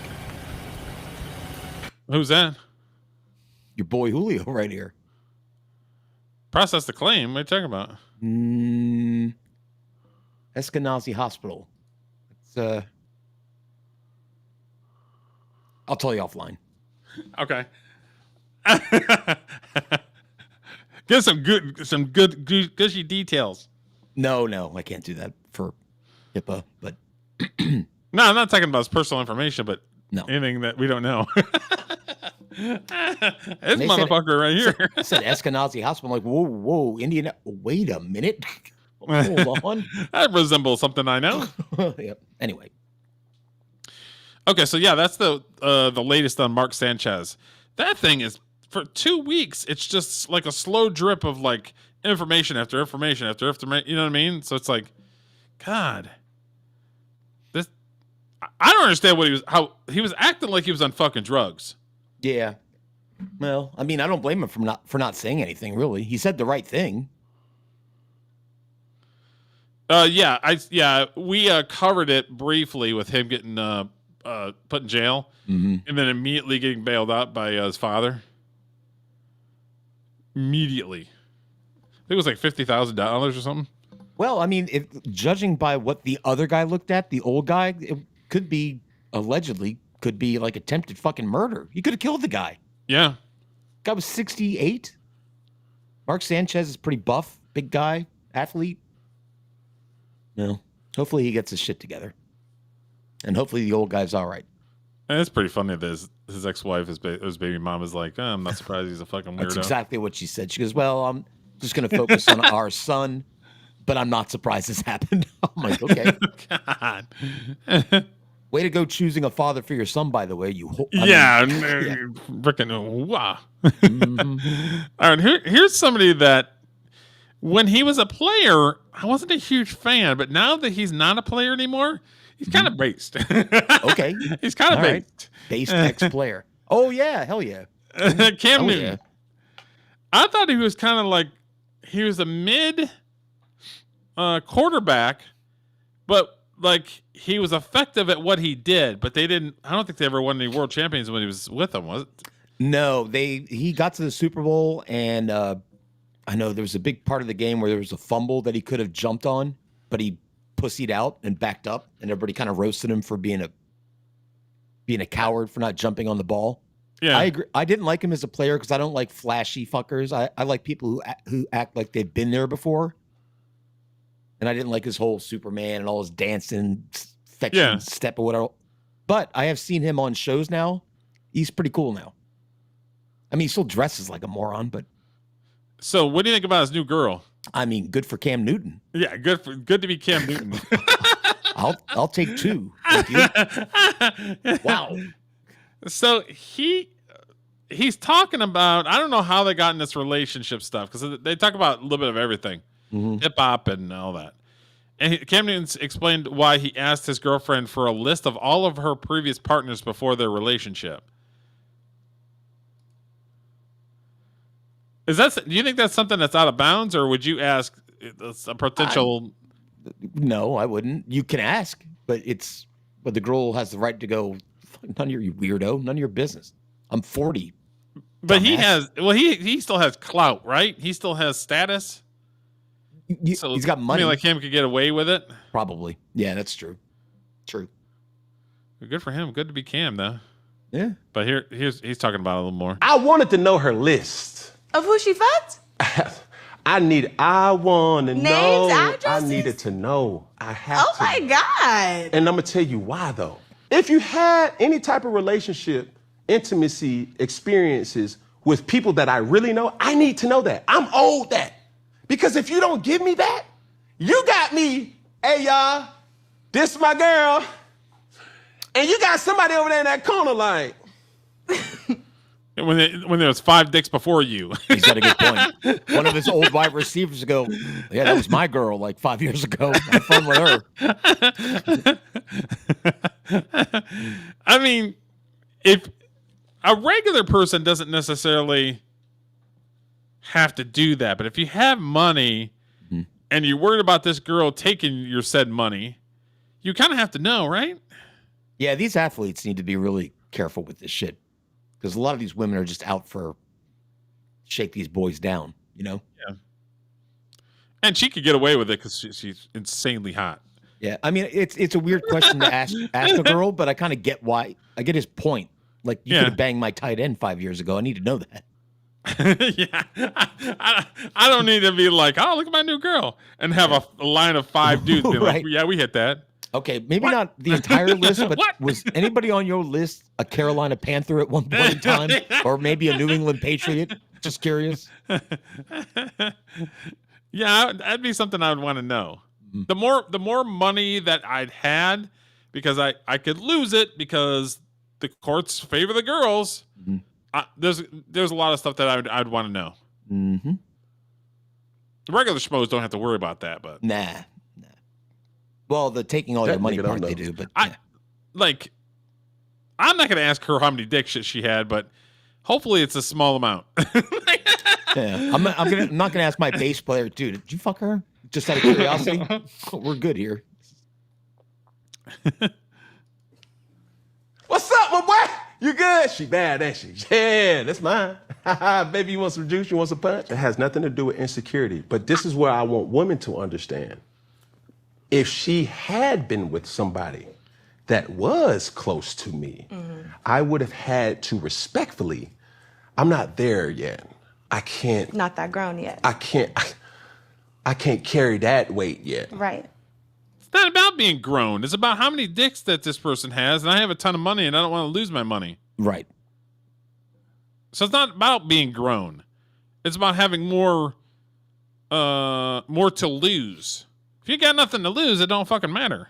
Plus, if you're hanging out with a girl and you're dating them, and they dated your buddy who you hang out with also, and you're all out together, that's a weird vibe. You know That what is I mean? a weird vibe. That your buddy that you're cool with seeing your girlfriend naked. Yeah, you go to your buddy, go, damn, I'm gonna go home and bang that. That's supposed chick. to be And he's reserved like, for me, not my buddy who's right. I don't need my buddy responding to something I say about my girlfriend. Yeah, tell me about it. It was fine. It was motherfucker. She got an indentation on a little birthmark on her butt.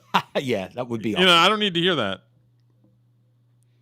You cool, you're beautiful, but baby, that's my teammate. Right. Baby, we see each other too much. We in the same rooms. And even though he a good dude, my ego is gonna be, yeah. Yeah. I understand.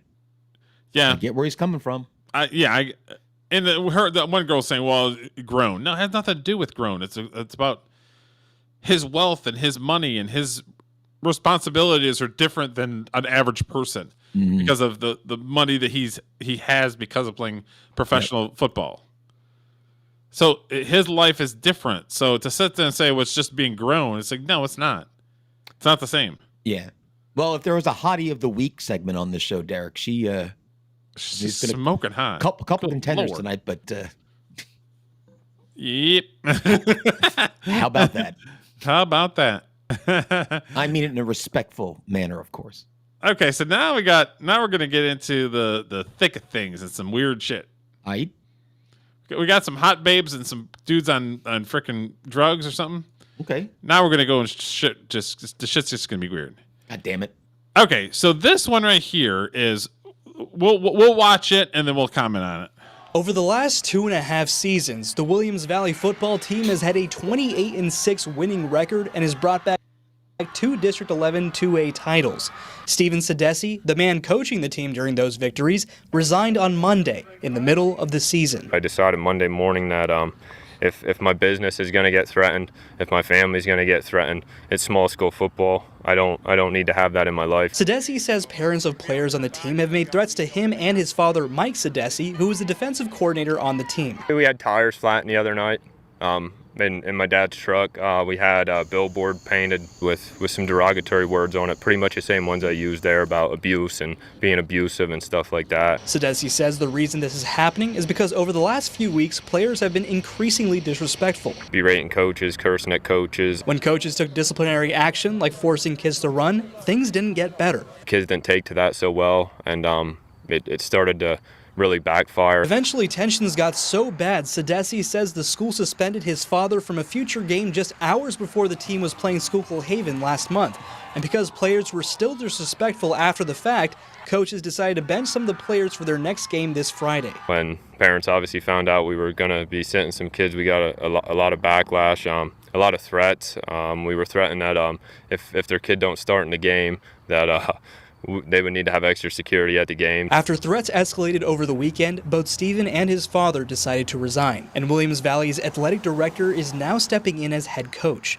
Newswatch 16 reached out to the Williams Valley superintendent and has not received a response. Audie Iyer, Newswatch 16. Being threatened, and they're threatening his family over a football game because some of the players and some of the parents are biggest pieces of shit that you ever want to fucking meet. Right. Parents don't want to hear like, your kid didn't play because he sucks. Sorry. I'm trying to win games here. I'm getting sick and tired of these entitled parents that think that their child is good at everything. Sorry. How about we go into the real fucking world? Sometimes your kid is just not that good. Yep. And to prop them up and say that they are good when they're not that good, that's why this shit happens. Yep. That's shitty parenting. Happens a lot, though. All over the place. Lots of parents living vicariously through their kids, which is sad. It's fucking retarded. That said, the coach has done something wrong because you see that hat he was wearing at practice? He had a Dallas Cowboys bucket hat on, which means he's guilty. He's in central Pennsylvania. Fuck you. Good. So he should be threatened because just because of that? Yes. We talked about this last week or the week before, where I had my dad coach us one year. Yeah. And the parents are fucking irate and fucking retarded. And it's just been escalating and escalating over the years that these fucking parents just need to shut up and come to the realization that their kids just aren't good. Yep. I play organized sports for 8 years when I was younger. Sometimes I started. Sometimes I didn't start. Yeah. My mom never said a word to the coach. It was like, okay, he needs to work harder. That's all. That's what my parents did. Yeah. Get my better. dad would Get be good. like, well, if you're not starting, they give him a reason to start you. Mm-hmm. If not, shut up. Mm. That's pretty much my parenting. Yep. Give them a reason to start you. If you're not, it's your fault. Do better. This whole victim mentality that it's somebody else's fault is bullshit. Yep. Again, this falls into this is why we can't have nice things category in life. Guy's just trying to coach a football team.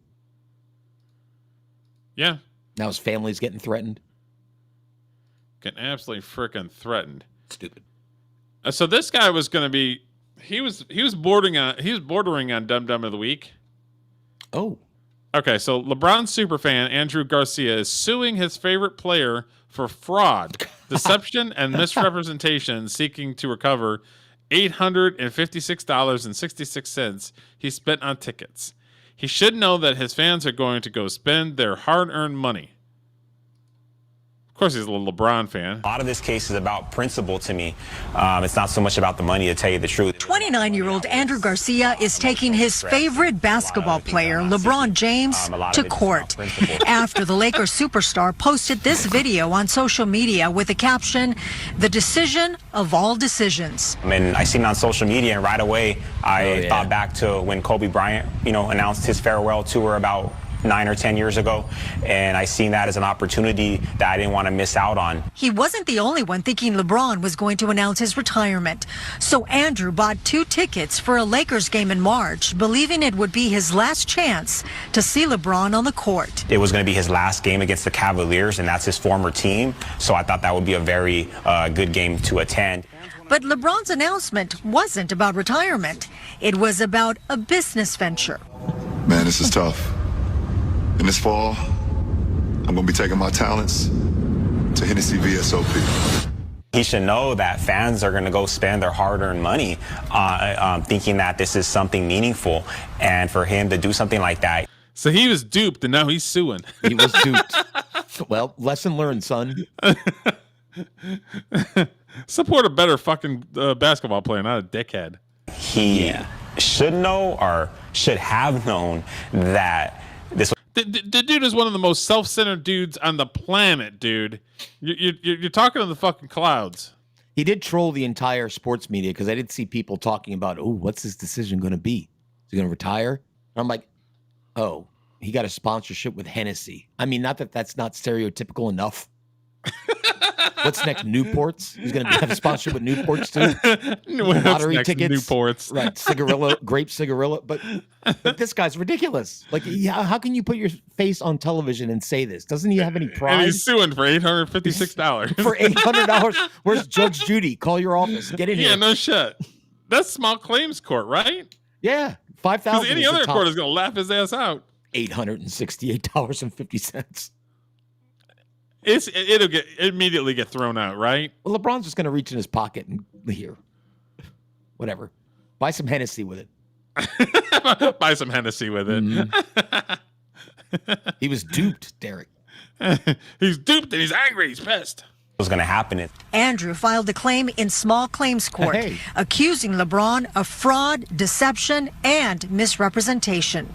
I'm only suing to recover what I paid. I want to make that very clear, which is $865.66 to a T. I'm not seeking any sort of emotional relief or any sort of additional relief. Emotional relief, because you got fucking duped because you're dumb. This has got to be a bit. I can't believe somebody would do this. Beyond what I paid. Unbelievable. So, that's a close. That could have been Dum Dum of the Week, Derek. You're right. Yeah, that definitely could have been Dum Dum of the Week. All right, I need you to mind the store for 2 minutes. I will be back in a moment. All right. Oh, hold up. Never mind. This looks interesting.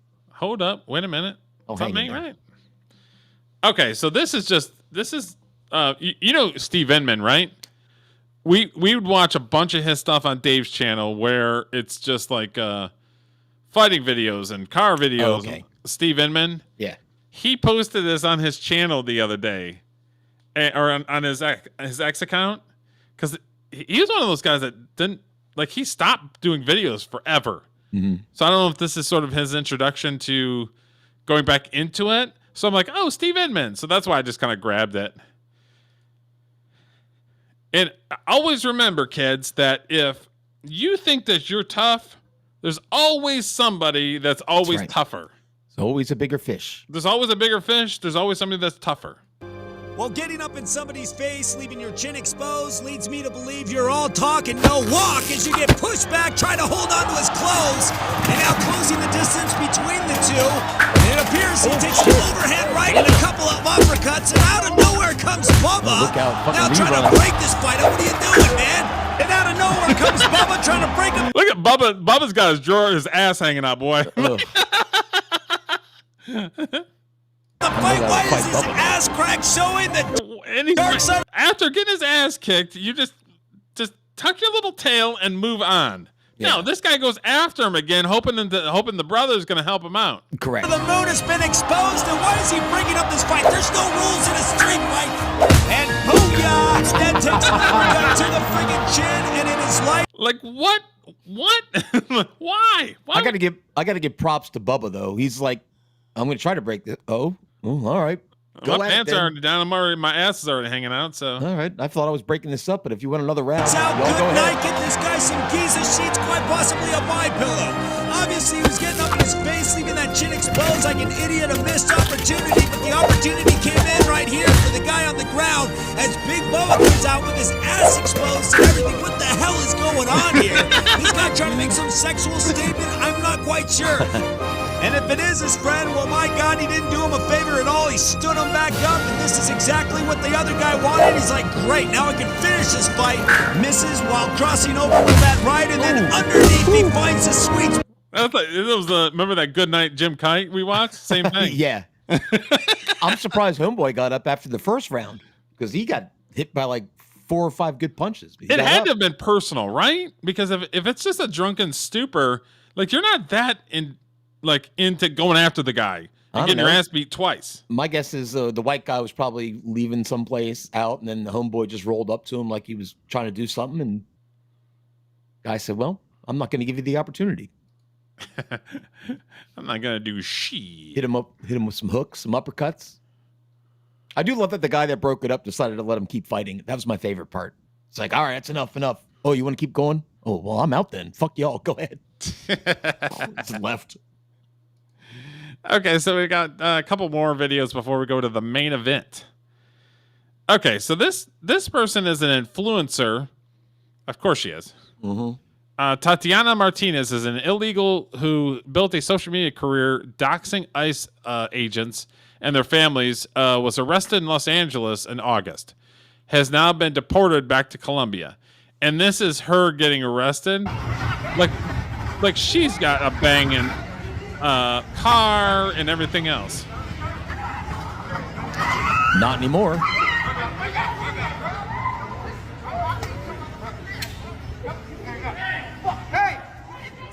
And she didn't look like she had her weave on either.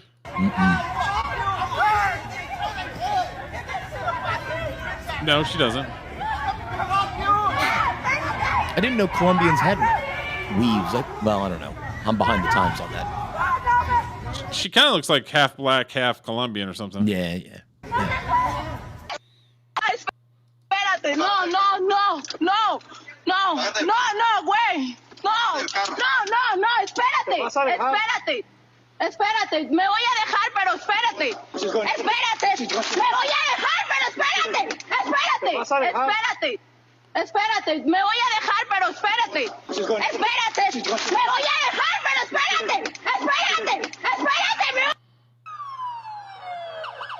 What will this country do without her? Yeah, continue.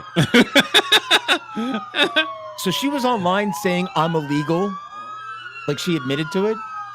Well, she was getting numbers of the ICE agents and then doxing them. Well, that would be a fuck around, and this is the find out part. Exactly. So, you get what you deserve, biatch. Looks like she's about to bird hand too, in her little. Oh yeah, see her hand up like that. Hand. Yeah. But yeah, she's a social media influencer who is now back in Colombia, so she can go spin off somewhere. Mm-hmm. Yeah, I love a happy ending. Yeah, it's pretty happy. Okay, so our boy Corey Feldman has been kind of like there's not much on the videos that are current videos. Some people have been looking at some of the old videos and everything. Sure. So I'm following him on social media, and he's spurging out in his chat the last couple days. Okay, so it started with him going, I'm being shadow banned. Does anyone see my posts? Might strange how I went from hundreds of likes of each post to 2 double digits in a few weeks. Yet my followers haven't decreased. Seems a bit off. If you can see this, hope you're having a terrific weekend. Mm-hmm. Might be because people think that you are a liar about Haim being raped by Sheen, as Charlie points out to the recent Netflix 2-part series. Certainly sounded like he was honest and disgusted with you. Yes, like I care. He's a vile, filthy pig who cares about nobody but himself. He caused pain and hardship for so many people and then pays them off to make it go away. If you want to support that because you think he's funny, go ahead and play the game. I'm out. Mm-hmm. Good old Corey Feldman. Yep. I don't pay for anything. I was gifted the blue check dude to my long time verified account. I've been verified on here for almost 2 decades. Yeah, I totally see your post now that I started to follow you this week. I was getting posts every week or every once in a while. Do you have the greatest hit? Do you have the greatest hit album or live album on CD format? Many. Just go to CoreyFeldman.net. 2 orders. Yep. Always be hustling. Are you paying to be verified? Nope. How can anybody miss your posts? They're all in cap letters. Yeah. I mean, really, are those like myself? All finds out you lied about Charlie Sheen. Stop lying already. Tell me to all the people who came forward. Maybe you two need to open your eyes to facts of whose he is. Look at the arrest history. Look at how many women he's abused. Look at his divorce records. She left him over pedophilia. He's admitted he's bi. So what's the? And then I put you might scare people off with the uppercase letters. People view that as someone is yelling at them. That's true. I mean, that's true. Oh boy, Corey's having an off night. It's Yeah, like they're- Grok doesn't post uppercase impact the reach of the post. You have more likes than followers. You're fine. We thought you were dead. Oh no. Twitter AKX is running by vampires, and they finally found the way to get back at you. Poor Corey. Can't catch a break. Well, most times it's like, we love you, Corey. You're the greatest person ever. But he's all spurging out in the chat. Yeah. Yeah, you're right. Normally it's like 50-year-old women going, "Oh, we love you too, Corey," using the uppercase and the number 2 and stuff. I don't see him spurging out anywhere else.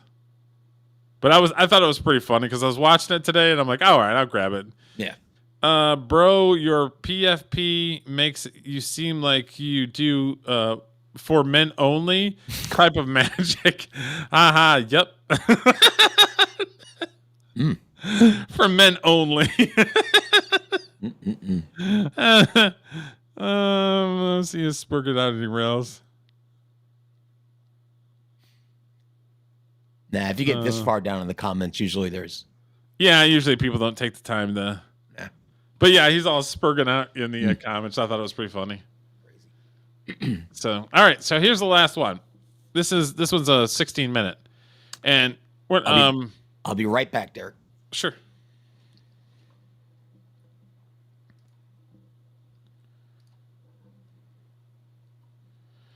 Okay, so McKelty Williamson is he played Bubba in Forrest Gump, and then he was also in a movie that I just watched, Con Air. He was in Con Air as the one guy that needed the injection. And he's just kind of talking about his career and stuff. I thought it was interesting, so that's why I grabbed it. I just wanted to talk about a few. Everybody always going to run Forrest Gump because that's, do you consider that one of your biggest? Well, maybe not the one you most enjoy. But it doesn't have anything to do with me. Right. It is what it is. But you were a character actor. Yeah. Which I am. That's what I do. Absolutely 100%. Right. Right. You bleed into if you watch any movie you're different. Like I feel like you even change your posture and stuff like that. Voice, everything. Yeah, everything. No, Everything. I was watching Justified, and I was like, because I actually love that show. I really, really love that show, and I was like, that's not his voice, and I was like, oh, no, he really wear this. He really do this for real. Yeah, absolutely. Yeah. Now I know it was an incredible situation that happened for you to actually acquire the role with for Forrest Gump. Maybe you could share that. Yeah. Sure. First of all, you get good roles because you have incredible people behind you helping you. This is a team sport. A lot of cats jump up in front and you think it's just them. Nah, man. It's agents, managers, attorneys, family, just mentors, just the people, that pour into your life like I poured into your life, and it's like they just want to fill you up. And so that's the first thing I want to say is that's how we get to where we are. Right. Now, I did a movie called, I I had two students come to me with an audition for something called Forrest Gump. So all we had was the pages. So, but I felt, well, you should play it like this. But the part was written as like a big, strong guy, big, strong Bubba takes care of Forrest. Right. But in the book, Bubba was not a brother. Bubba was just a big American dude. Right. Right? So this woman named Wendy Feinerman took 14 years to get this movie made.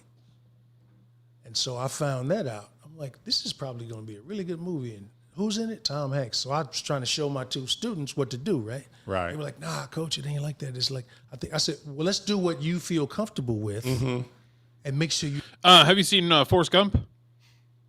Yes. He played Bubba. Gotcha. And then he also played Con Air as the guy that needed the syringe for because he was like a down and out. And he needed a syringe in Con Air. All right. You tell the truth with it. Let me get you in shape. How do you feel? You like it? They go, yeah. And he's talking about some of his students, some of his acting students. Okay. He was trying to give them pointers because they were auditioning for a role in the movie for Forrest Gump, and that's pretty much it. You happy? They say, yeah. All right, cool. You get the gig, you got to break me off $1,500. right? But we cool. When you get the gig, $1,500, homie. Right? So that's how I roll. So the same thing with the second brother. He wouldn't listen to me. He had his interpretation, so I helped them both. Right. When they did not get a call back, they did not get a bite, I said, well, let me ask you a question. I said, how did it go? They said, nothing. They moved on, no call back. I said, okay, would you mind if I went in on the same role? No, man, not at all. I said, okay. I called the other cat. You mind?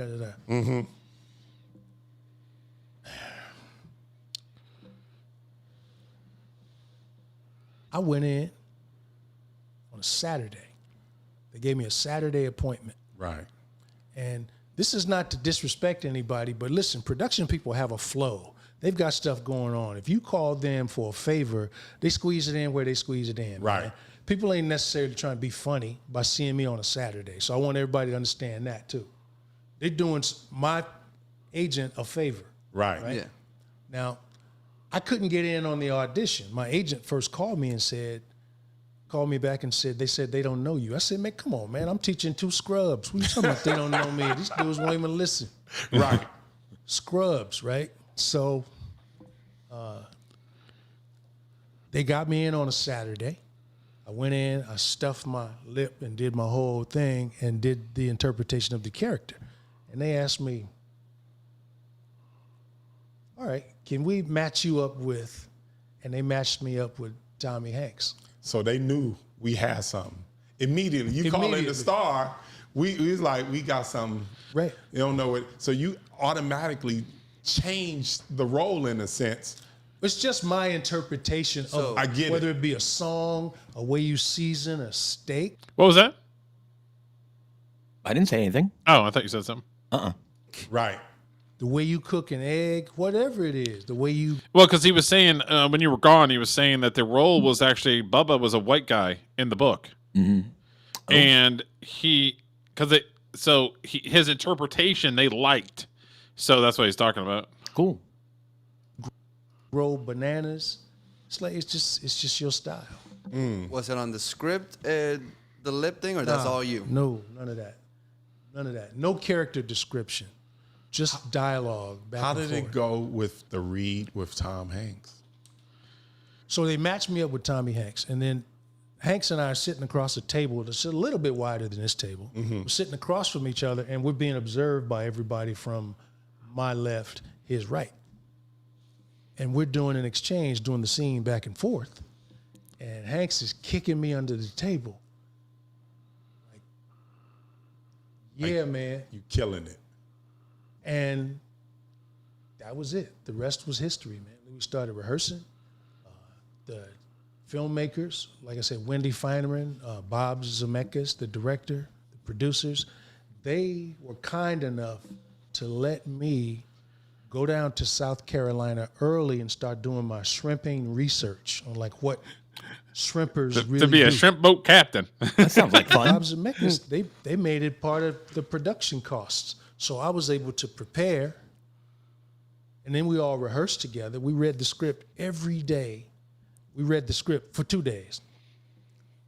No, we spent 2 days reading the script and discussing the script. Mm-hmm. And we read it out loud the second day, and then we discussed it. So since you had changed basically the way the character was going to be perceived on TV, did they start changing what they had written previously to fit your character now? But see, here's the thing. Okay. They didn't change anything. Mm-hmm. They saw an interpretation. Same word, same everything. Exactly. Different interpretation. That's correct. I love that.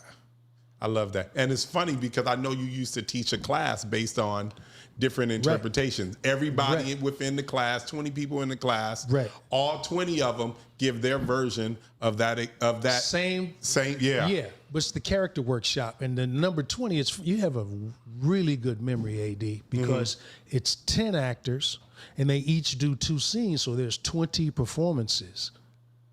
Right. With different interpretations. I love Same it. words. You don't add any words, nothing. Word for word, and it's a completely different human being. That's tough. No, it ain't. That's what I do. I mean, his performance pretty much created a whole chain of restaurants. Right. Yeah, and that gets me, because this is the part that's so crazy. I'm thinking. It's not wrong. Oh, no, he's No, not at all. He's part of that. No. Now, listen. It when you don't have the right team around you, I think both sides of a success miss opportunities. Because if I felt honored and respected instead of exploited, I can open channels that you can monetize that you can never open without me. Absolutely. Right? So why do you just want you to get paid and I don't get paid? That's good enough for you? Imagine if you treat me right. Right. Give me some real participation. Yes. Not to hurt yourself. I ain't talking about that. I'm talking about do what's right. Because the people that came before you didn't. So you could fix that. Mm-hmm. So you've never, ever been to the restaurant? I've never been to one of those restaurants. Never been to the restaurant? Nope. It was basically built around you. I know. Did they ever attempt to have a conversation with you? No. Here's what, it's interesting because I was invited to a grand opening of one of the restaurants, but what was extended was transportation on our jet. Mm-hmm. Yeah, but his picture's not there, right? Bubba Gump Shrimp doesn't have his picture, his likeness. I mean, I don't know how I feel about this. He's probably right in that the restaurant wouldn't be a thing if it weren't for his portrayal of the character. Yeah, but you can't copyright that. You can't. Yeah. You only copyright what's on the page. You can't copyright an idea. So his interpretation would be considered an idea. You know what I mean? So he's just bitching that he didn't get paid. I don't think he's bitching. I don't think like he's he bitching? Was. Well, we'll see. He didn't get a slab. He didn't get paper. Mm-hmm. Accommodations. In exchange, you will do press. We're gonna have the press there. Okay, so basically do press. We're gonna have the press because you're gonna be cool to people when they walk up to you and love your movie anyway. Right. So, so I said, how about some stock? Okay. And it was crickets after that. Okay. Yeah, how about no? But it's not a lost opportunity; it's a missed opportunity. How about no? The opportunity's still alive as long as they're still alive. I'm still alive. The restaurants are still here. They could do so well if we put our assets together. Yeah. Yeah. So I hope they come into that understanding. So he's never going to do an appearance there. I mean, the restaurants, I've heard of them. They're doing fine without him, right? Yeah. Doesn't sound like he's got the cards, so to speak, to negotiate. Yeah, because like I said, you can't copyright an idea. I can be like, Julio, I've got the greatest idea right here. I give you A, B, C, D, and then you go ahead and take it, and there ain't a damn thing I can do about it because you can't you can't copyright an idea. Now, I don't blame this guy for trying to monetize his performance and get involved in all this Bubba Gump shrimp restaurant stuff. So I ain't blaming the guy for trying, but it doesn't sound like they're interested. Yeah. In his services. I mean, yeah, because then they'll owe him forever. Yeah. When it's just like if they've got it, if they started it before if they started it and he wasn't involved, then you don't owe him anything. Right. But if you come in later and then all of a sudden the shit hits the fan, he wants out, you're going to owe him a lot of money. Yep. So business-wise, it makes sense on their end. Mm-hmm. It'd be one thing if he started it, like, if he was, like, one of the prime people that started the restaurant, then that's a different thing. But they started it without him. Well, it sounds like they're going to continue to run it without him. Yeah. I guess the guy from the restaurant's like, well, why don't we get the guy out here and do some press? I mean, that's a good idea. Until Homeboy started asking for a cut. And they're like, back on the jet with you. Bye. I mean, yeah. But, okay, so we've got our new segment that we're going to do. And I'm curious to, let's see here. Okay, so what we're going to do is put us all right, it's 2. Okay. So what I want to do is I'm basically what I'm doing is I've got 5 scenes and they're not going to have audio because it's fucking YouTube. They're not going to have audio, but basically I'm going to pull the scene up and then you're going to tell me what it is that's the problem with the scene, or if you see something, if you catch something. All right. I'm game for this. I'm going to do horribly, but I'll give it a try. Let's see here. I feel like we need some game show music. I was trying to find some, but I couldn't find any. Okay.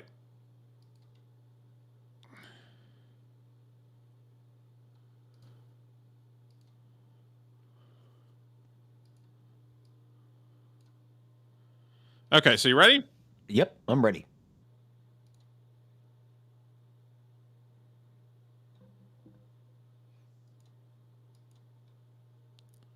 Is it a clip or just a still shot? Clip. Okay. That's not wanting to start.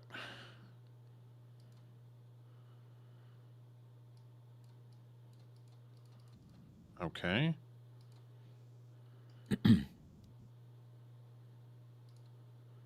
The new bit, working out the kinks. Here we go. Okay.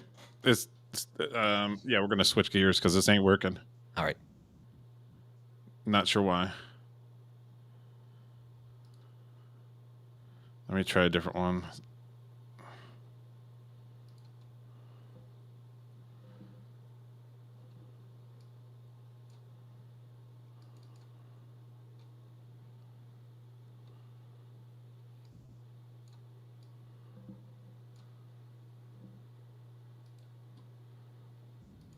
Okay, see if this one works. Okay.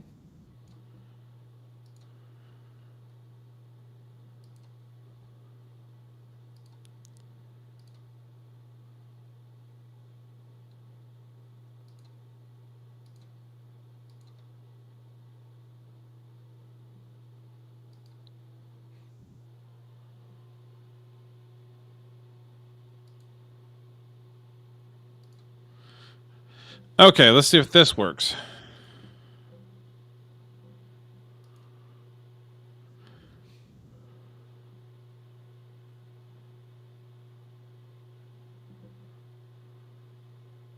Can you roll that back one more time? I have an idea.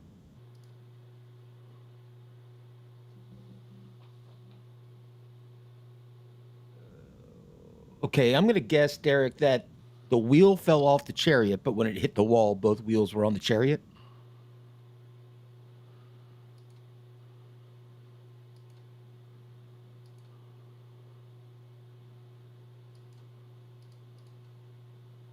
You see something there? Oh, well, let's see. There's another guy in the chariot. It looks like a water heater in there. Yeah, that's some sort. That's gas. That's and that's not propane, but all that stuff didn't exist back then. That's a good one, Derek. Yeah, I missed that one. So even Gladiator, which made gazillions of dollars, there's shit that's fucked up with it. So yeah, it doesn't exist. But why is it in there? Is that a gas-powered chariot? Well, yeah, that's so that they can regulate the speed of the chariot. Oh. Whoops. But yeah, that shit doesn't belong in there. That's hilarious. Whoops, forgot to take that out. Yeah, right here. Wow. Because this didn't get invented the early 1900s. Yeah, this is supposed to be 1789 or something like that. Oh, what? This movie? This is Gladiator, right? Yeah, I'm talking about in the story. It's like 1789. This doesn't get invented until another decade and a half. You're talking. No, we're talking. This would have been Commodus. That would have been like the year 20. Okay. Yeah. Gladiator. So this doesn't exist. So they missed it by a couple thousand years. Just a little mistake. Okay. So yeah. Listen. Let me pull that one off there, and then let me start setting up the other one. See, I'm just warming up. Now I'm getting the idea of where you're going with this.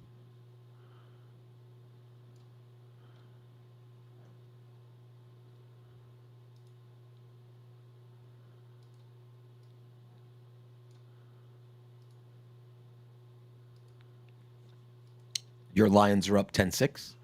Nice.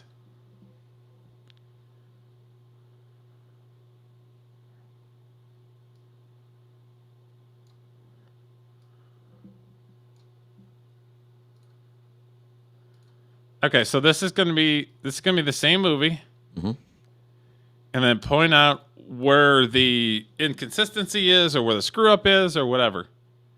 All right, let's see here.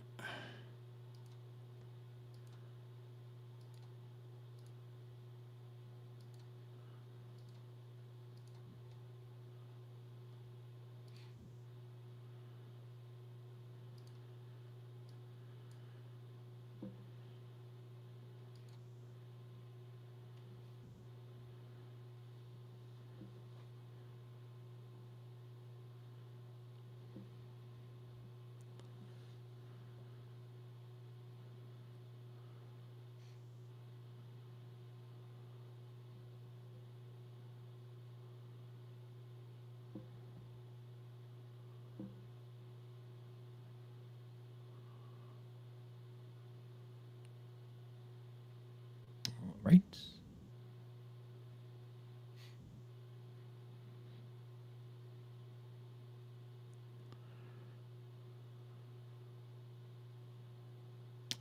I got it. I think I got it. Should I have gotten? No. We'll watch the whole clip and then. All right.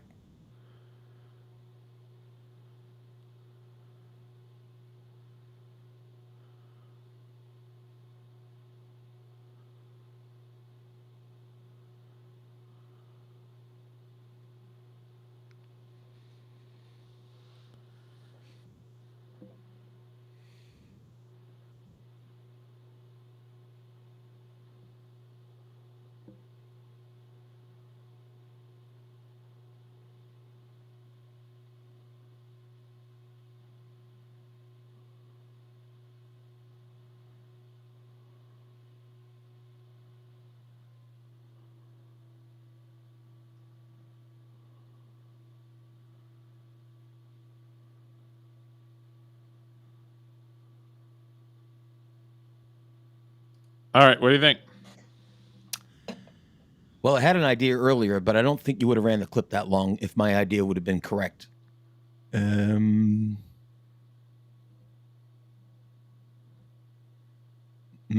got nothing. Derek, well, what's the answer? I can't even make a guess. Can you make a guess? Well, my guess was her tears kept switching eyes while she was crying. That was my one Okay, thing. see where he's laying? Mm-hmm. He's laying on a slab that looks like almost like a pillow that is underneath the rubble. But then when he falls, there's nothing. No, I didn't notice that. I'm not a good noticer, but that's a good catch.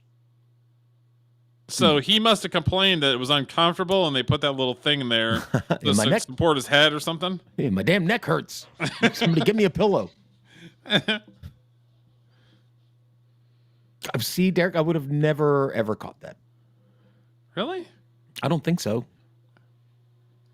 And I understand you're a music guy, but I would have thought you'd be a little bit more. I think you're overly sensitive to this stuff to the point where I don't think anybody you would have on the show would get that. That's my guess, because this is your angle. But we'll see. If you got another one, I'll try again. Well, that's why I'm giving it to you, because you aren't trained to see stuff. Mm-hmm. If I do it, then I'm going to be like, oh, it's this, that, the other thing. Right. I'm trying not to disappoint you here, Derek, by actually catching something, but I'm not very good at catching things. Okay, let me share it real quick.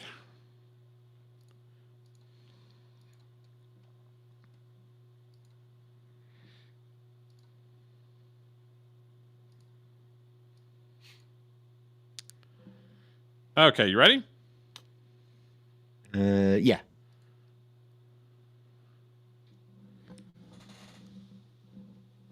This is a Marie Antoinette, the movie Marie Antoinette. Wait a minute.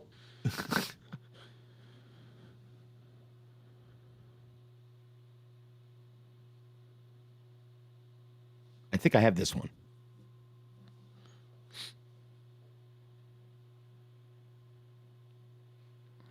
Can you give it to me one more time? Thank you.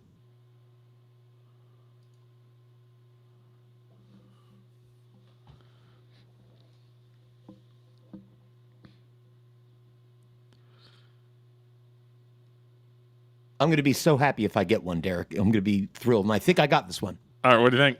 There's purple Chucks. There's Converse. Yes, Converse didn't exist. Fuck yeah, got one. Somebody fucked up. Yeah, somebody left their shoes on. Yeah, right there. Converse didn't come out until like, what, 1910 or something like that? There's Chuck Taylors. Yeah, I don't know, 40s, 50s. This is supposed to be Marie Antoinette. That would have been. Yeah, this shit did not 1780. exist. Yeah, I got one, Derek. Oh, I feel good now. Yeah. See? You got this. You got it. All right, I'm getting better at it. All right.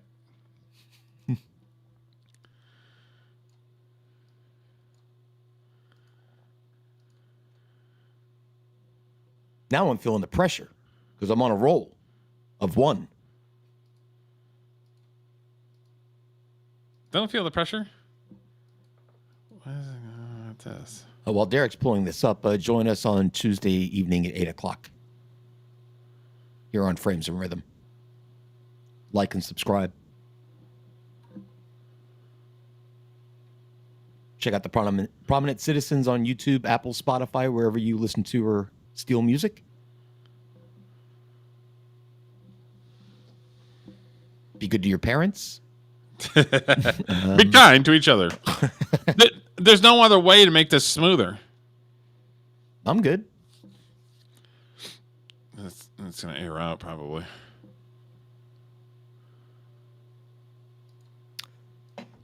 Don't look a gift horse in the mouth. Beware Greeks bearing gifts.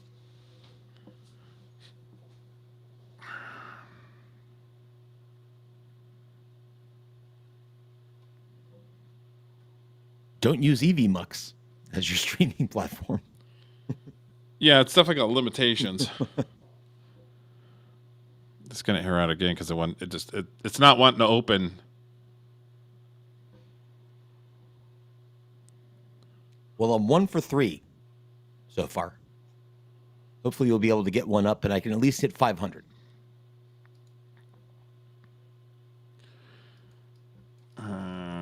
Yeah, I'm going to have to figure out a better way because this shit's pissing me off. Like no matter what you do to plan, it's still going to screw you over. It doesn't matter. I feel like the one I got right was like the easy mode one. Okay, so this is gonna be our last one. Okay. And I'll have to figure out a different way of doing this so there's not less dead air and. Okay, you ready? Yeah, sure. Oh, hold on.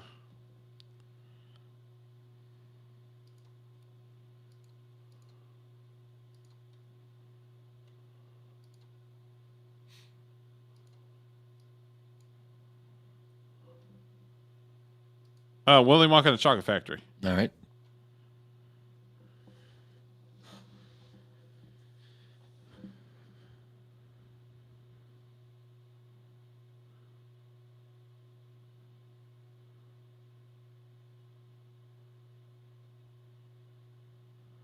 I don't know any candy stores that give you free shit.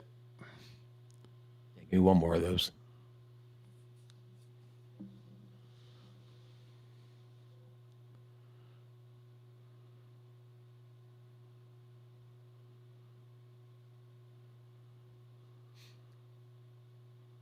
Give me one more.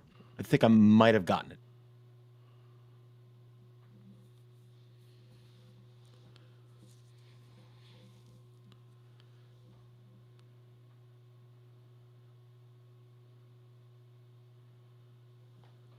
What do you think? Okay, well, something seemed off with the mirror. Am I not right on that? The reflection of the kids? That's your guess? Yeah, that's my guess. That's all I got. Okay, so watch. The Candyman can boink. You see the girl almost get her head taken off? How did I miss that? Yeah. Damn, almost decapitated her. Boink. Red went like this. She got the old boink. All right. Well, only one for four. At least I got one. I didn't strike out completely. I do like the segment. Just gotta, work it up a little bit. Right? Yeah, I don't quite understand how I can do it so it's smoother. There's not really any way of doing it. Maybe you just do one per show. That way you don't have to switch. Just pick a good one. Yeah, it's possible. Let's play Stump the Julio. What was it? Hold on. Give me a second. Things got screwed up.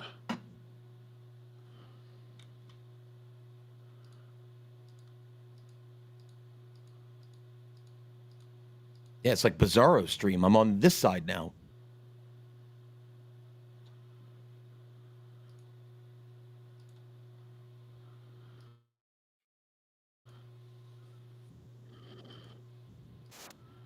Okay.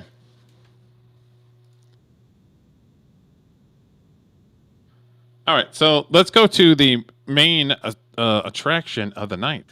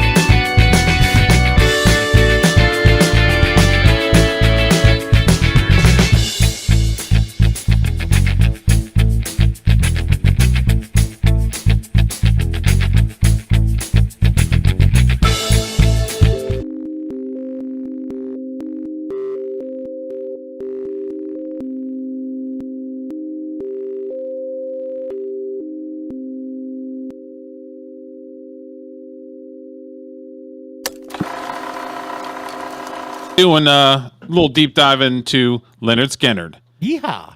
So I was gonna do like Southern rock in general, but it all starts with Lynyrd Skynyrd. Mm-hmm. They're the top band in Southern rock. Yeah, they were top guys, and they influenced a lot of different people, a lot of Southern rock people, but also country people. They influenced an insane amount of people, and then they had band members, including the lead singer, died in a plane crash. Mm-hmm. So there's a lot of lure and there's a lot of history with Lynyrd Skynyrd. But like I said, it kind of starts with them. So it's like, okay, so we're not going to do Southern rock. We're going to do Lynyrd Skynyrd. Mm-hmm. So just to give us a little bit of context here, give me 1 second.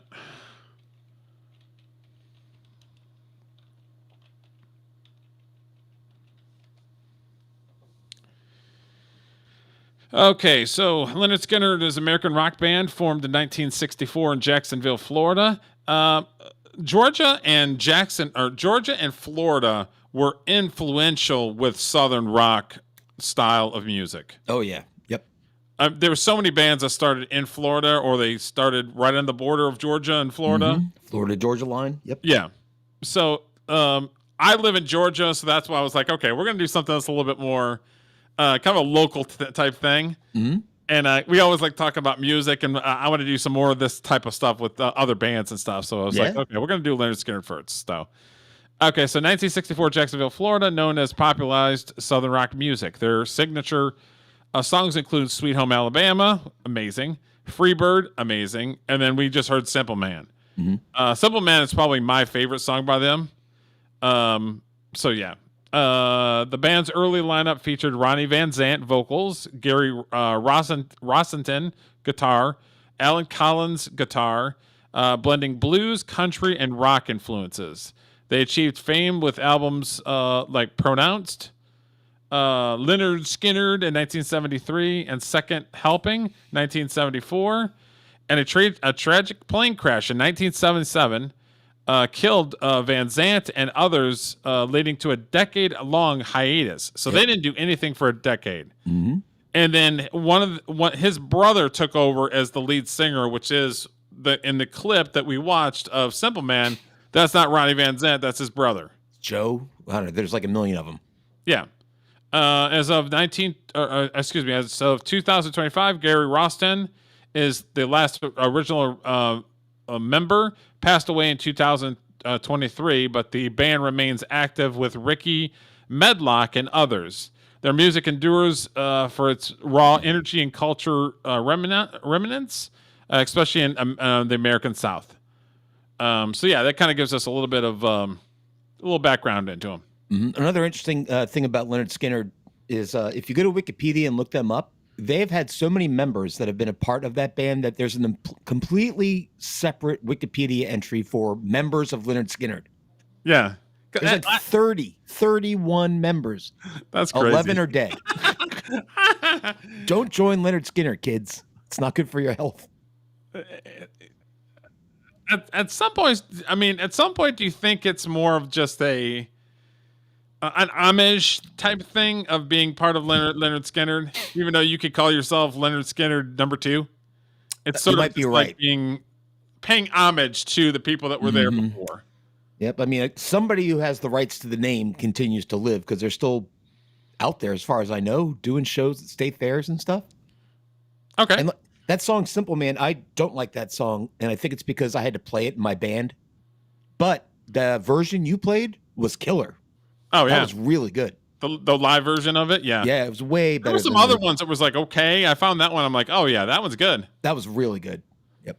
Okay, so this one is the scariest front man in rock and roll. So this is about Ronnie Van Zant and him becoming the lead vocalist of Lynyrd Skynyrd. Mm-hmm. Van Zant made an enemy of Mick Jagger when Lynyrd Skynyrd opened for the Rolling Stones. Jagger told them there was one thing they couldn't do, so of course Van Zant made his band members do it in the middle of the show. The soon-to-be rock legend was born in 1948. And also there's another band called 38 Special, which have traditionally had members from Lynyrd Skynyrd on 38 Special, so it's sort of like an offshoot of Lynyrd Skynyrd. There was also another band that did have a couple hit songs back in the 80s, I think, called Rosington Collins Band. Okay. Which is the Rosington that you mentioned being in Lynyrd Skynyrd. So yeah, they have lots of babies, this band. Babies have hit, I mean, they were kind of a hit machine, honestly. Yeah. Yeah. Huge. In Jacksonville. His father, Lacey, worked as a truck driver, but he hadn't always had such an innocuous career. In his youth, the elder Van Zandt had spent time working as a prize fighter and made sure that all of his boys could take a punch and throw one even better. Growing up, Van Zandt frequently travelled with his father while he worked, accompanying him on the road, listening to the radio, and falling in love with music. At just 16, he formed a band called Us and anointed himself as the group's lead singer. Unfortunately, Us pretty quickly became I when the band... His hair game was always solid. Always good. Yeah. Always solid hair game. Wish I had that hair. God damn it. Broke up. Undeterred, he started another band called My Backyard with Bob Burns, Gary Rossington, Alan Collins, and Larry Junstrom. They soon realised they were onto something big. Van Zandt's new band consisted of musicians as young as 13, but that didn't stop them from rocking out like legends. When they weren't in school, which was a frequent occurrence, they spent every minute honing their sound. Love it. With the name change to Noble 5, they began landing gigs at local dances, accepting payment in gas money and drinks. While Van Zandt and his new bandmates rocked whichever stage they were on, not everyone appreciated their sound. They did all of their rehearsals at their parents' houses, with Van Zandt's booming vocals echoing through the suburban streets. They often bounced between houses based on whoever's parents would tolerate their racket. Before long, neighbours began complaining about the noise and took to calling the police to shut them up. With the help of his supportive father, Van Zandt and the rest of the Noble Five found a new place to practice and hone their sound. The band of teenage misfits moved their rehearsals to an empty house with a huge farm on the outskirts of town, which they nicknamed Hell House. Hell House was, according to the bandmates, small and hot and old, but it... And legendary. Dude, that looks like the kind of place I would want to hang if I was 18. And if people wanted to hang out with if they wanted to hang out with these guys, you went to the Hell House. Like tons of weed, beer, and guitars. Just imagine the musicians that went into the Hell House. Yeah. It's probably insane. Because I know for a fact that the Allman Brothers loved going to the Hell House. So they would jam with that. I mean, because the Allman Brothers were formed before or just slightly after Lynyrd Skynyrd, because they were sort of like Lynyrd Skynyrd kind of gave them their start, and I think they were signed to the same record label at some point. And the Allman Brothers are actually buried about 45 minutes from me, and I've actually been to where 3 of the 4 band members are buried. They used to hang out at a weird, man. The Allman Brothers would hang out at the cemetery that they're buried at, and some of their legendary songs that they had written was written at a cemetery. So I don't know if they got that stuff from Lynyrd Skynyrd, because I guess Lynyrd Skynyrd would do weird things like that too. So yeah, it's interesting where you get your ideas from. They're just hanging out with the dead people. It's crazy. It's weird. I think you're right about the record label. I know Lynyrd Skynyrd were on MCA, which I think the Allman Brothers were on as well, because Lynyrd Skynyrd had a song called Working for MCA. They wrote a song about their record label. God bless them. It's a good song too. And because I went over and checked out some of the places, and a lot of places are not there anymore, but a lot of the legendary bars that the Allman Brothers or Lynyrd Skynyrd would be playing at. Yep. One of the two. So. Was theirs. Far removed from the quiet and artistic sterility of suburbia, Van Zandt and the rest of the Noble Five cranked up the volume and perfected their sound.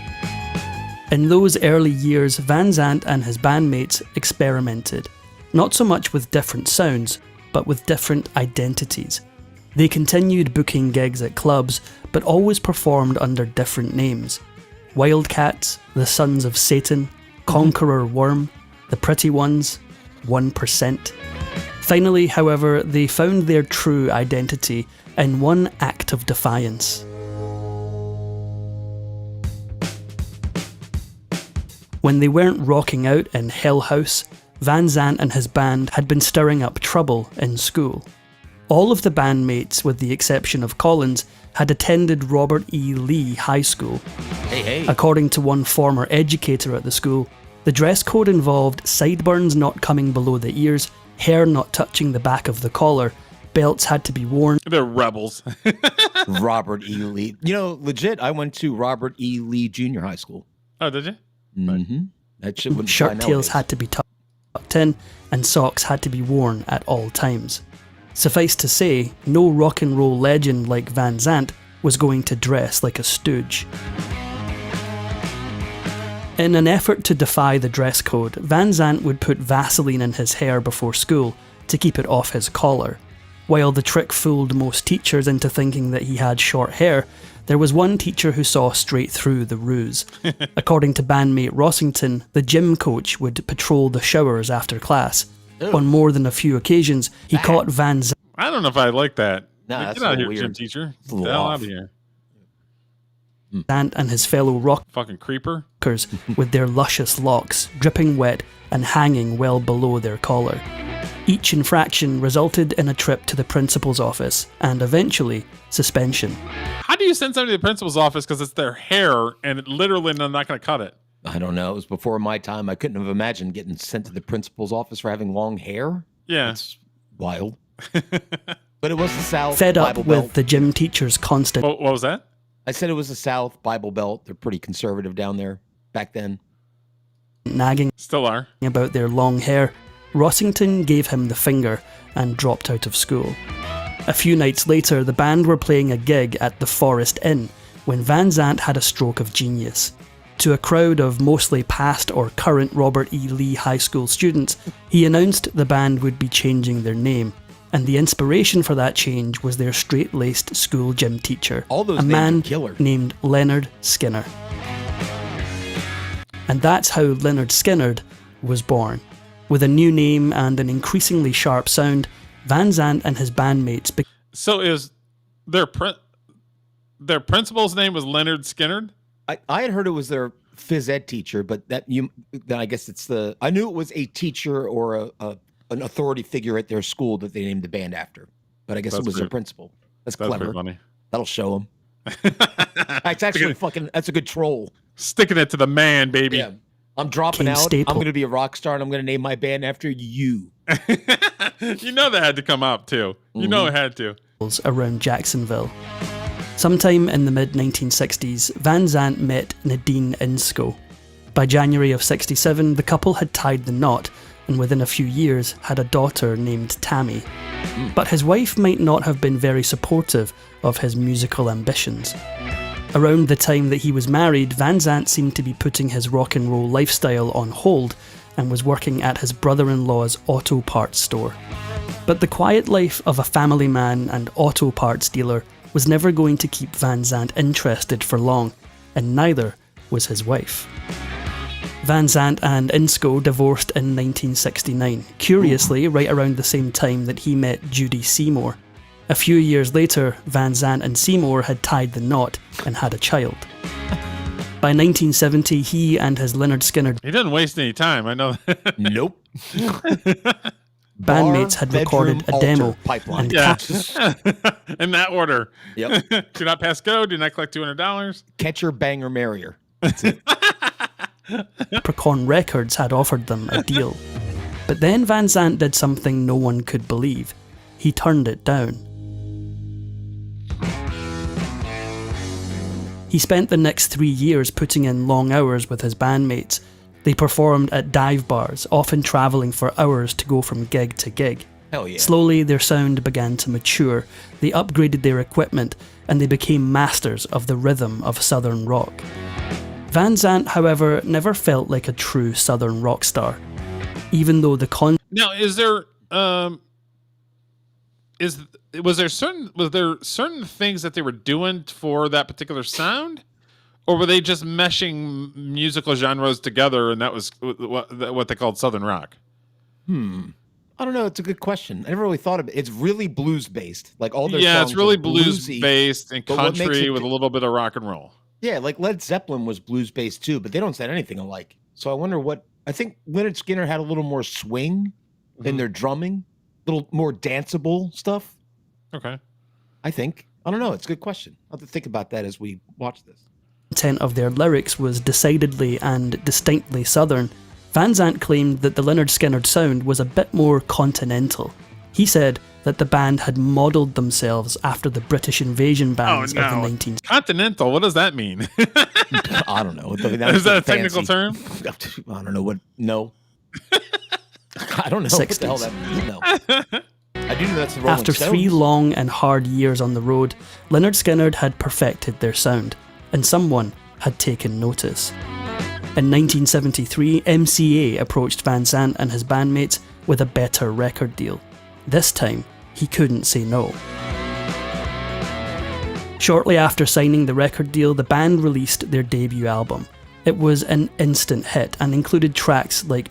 I'm pretty sure that's in Macon, Georgia, right there. Macon's about 45 minutes from me. All right.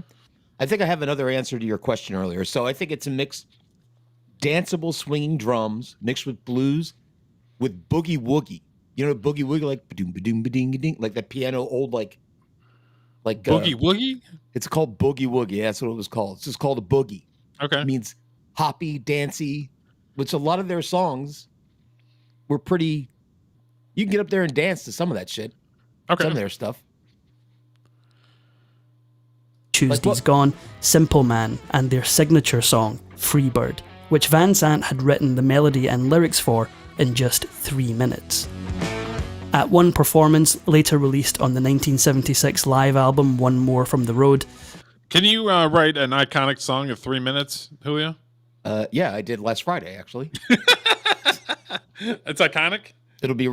No, it's not Freebird, but I mean, okay, I can write a song in 3 minutes. Not iconic. Okay.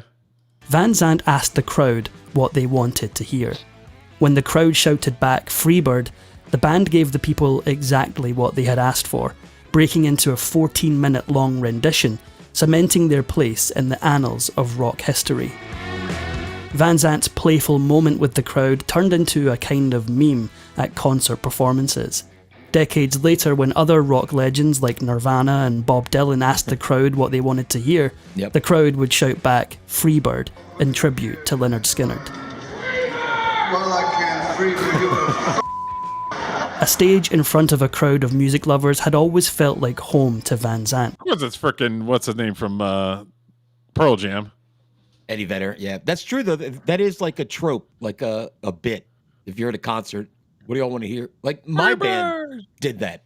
Oh, did Hey, it? what do you guys want to hear? And somebody, of course, go, Freebird. So thankfully, I knew how to play Freebird, at least the beginning part of it. So I would start to play it, and then, then we cut it off. But it's true. That does happen. Or at least, he always made himself feel at home. Famously, he never wore shoes on stage while performing. He liked to deliver his rock concerts barefoot. But don't let the long hair and bare feet confuse you. He was definitely not a hippie. In 1975, he had a run-in with the law after throwing a table out of a second-story hotel room window. But the truth was that Van Zandt was, in fact, almost as famous for his temper as he was for his vocals, and his bandmates knew it firsthand. Once, Van Zandt caught one of his bandmates drinking wine on stage during a song and punched him in the mouth. Jeez. Allegedly, he did the same thing when he saw a bandmate ogling a fan. Believe it or not, but a punch to the face was Van Zandt. Because he was more of a perfectionist, right? He wanted everything perfect. I love it. I love that he's like, I'm just going to be a musician, and I'm dropping out of school. Would you and that's what I'm punch going one of to your bandmates if they did something wrong? No, but I'm not him. I've wanted to punch some of my bandmates in the face during the show.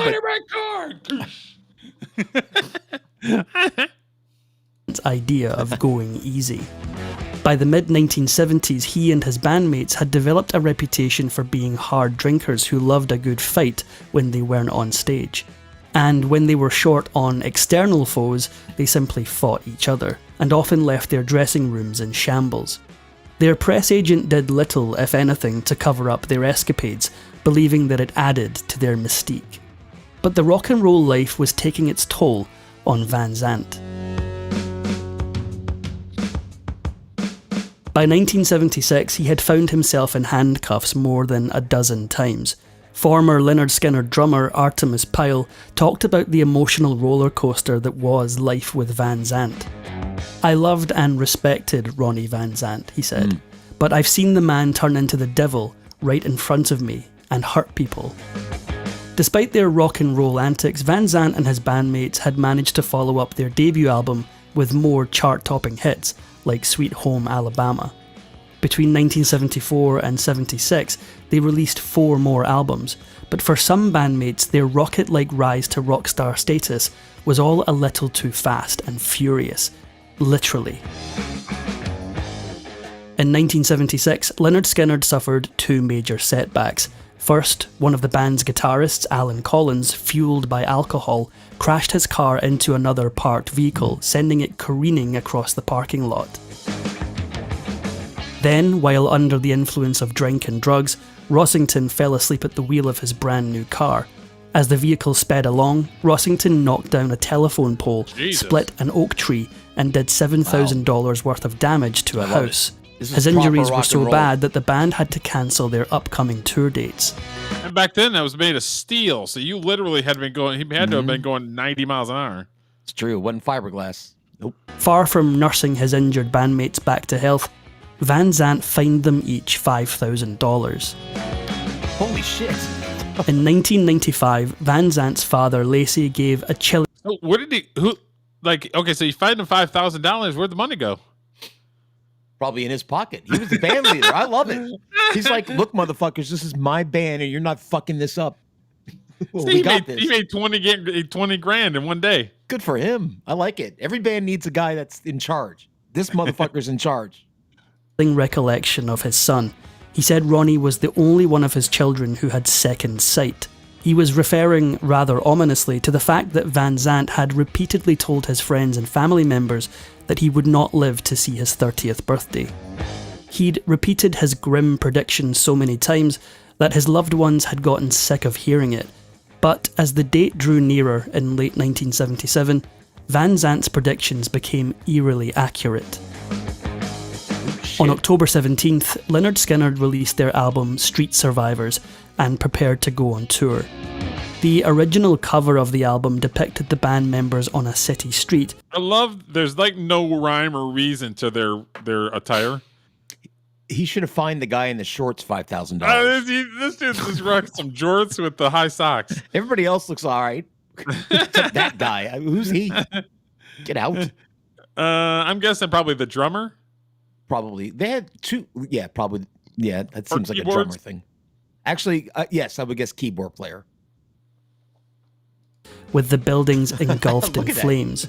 Just 3 days later, the album cover and all of Van Zandt's prophecies took on a whole new tragic light.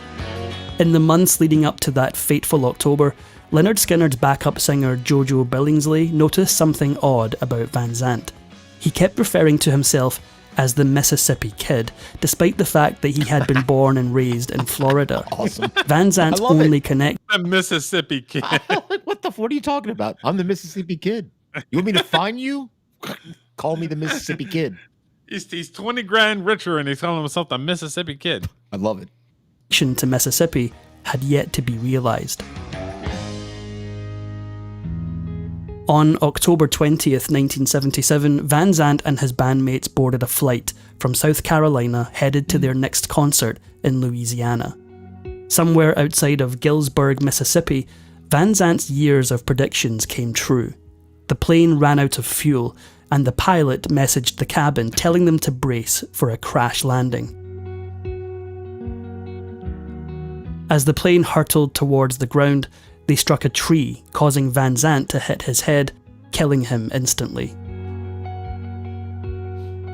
He was, as he had predicted, 29 years old, just 87 days shy of his 30th birthday.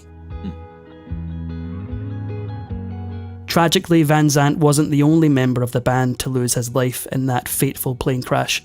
Guitarist and backup vocalist Steve Gaines, along with his sister and vocalist Cassie Gaines, also perished. The fortunate band members who managed to survive the crash still sustained serious injuries. Following an emotional funeral that saw attendees literally falling down from grief, Van Zandt's loved ones laid him to rest with his beloved fishing pole, wearing his trademark black hat. Unfortunately, in yet another twist to his story, the rock and roll legend couldn't even rest in peace, at least not for very long. In late June of 2000, vandals broke into Van Zandt's tomb and exhumed his body, forcing his relatives to relocate his remains. What? Wow. That's just disgusting. Why? That is some wild shit. Without their lead vocalist and the heart of their band, Lynyrd Skynyrd parted ways, only coming together again a decade later, with Van Zandt's younger brother Johnny taking his role.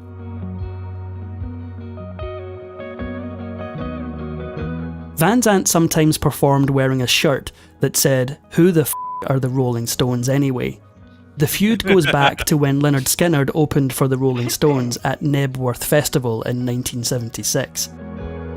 The stage was shaped like the Rolling Stones logo, a giant mouth with its tongue out. Mick Jagger told the band that the one thing they couldn't do was perform on the iconic Rolling Stones tongue. Van Zandt, not one to be told what to do, ushered his band... Hell no, we won't go. Or hell yeah, we'll go. Right. We're hitting the tongue. I'd bring the whole freaking crew out on the tongue. Mates out onto the tongue to play Freebird in the middle of their set.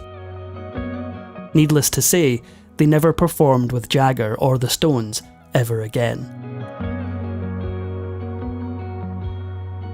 If you enjoyed this video, please give it a like. Yeah, It's a good video. Yeah, it was a good video. So I think it's his bandmates that dug him up to try to get their money back from all the fines. Maybe that was it. So yeah, go check out this guy, Fact Nate. It was a good video. All right, some of these videos are going to overlap, but I've got so yeah, we're going to watch this next one.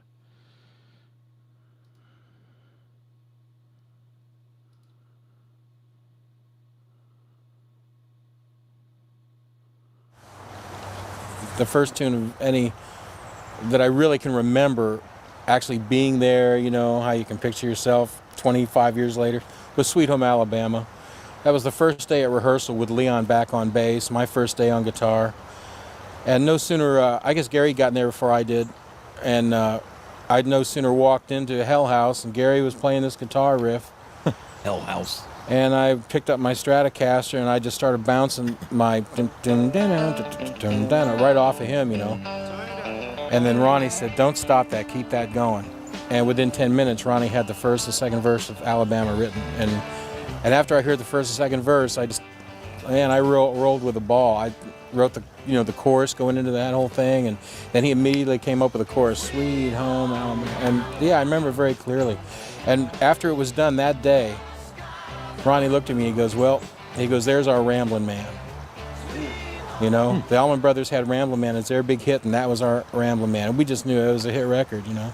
It was funny, MCA didn't release that first. They didn't, I guess, hear it as a hit. They released, I guess, Don't Ask Me No Questions off the Second Helping album first. And, of course, Alabama was a clear-cut hit off that record. Now, in Alabama was an exception because here you had Gary, who just had this riff when I walked in, and then, of course, if it wasn't for that riff, I wouldn't have bounced off my din-din-din riff, okay? And then Ronnie put the lyrics on top of that.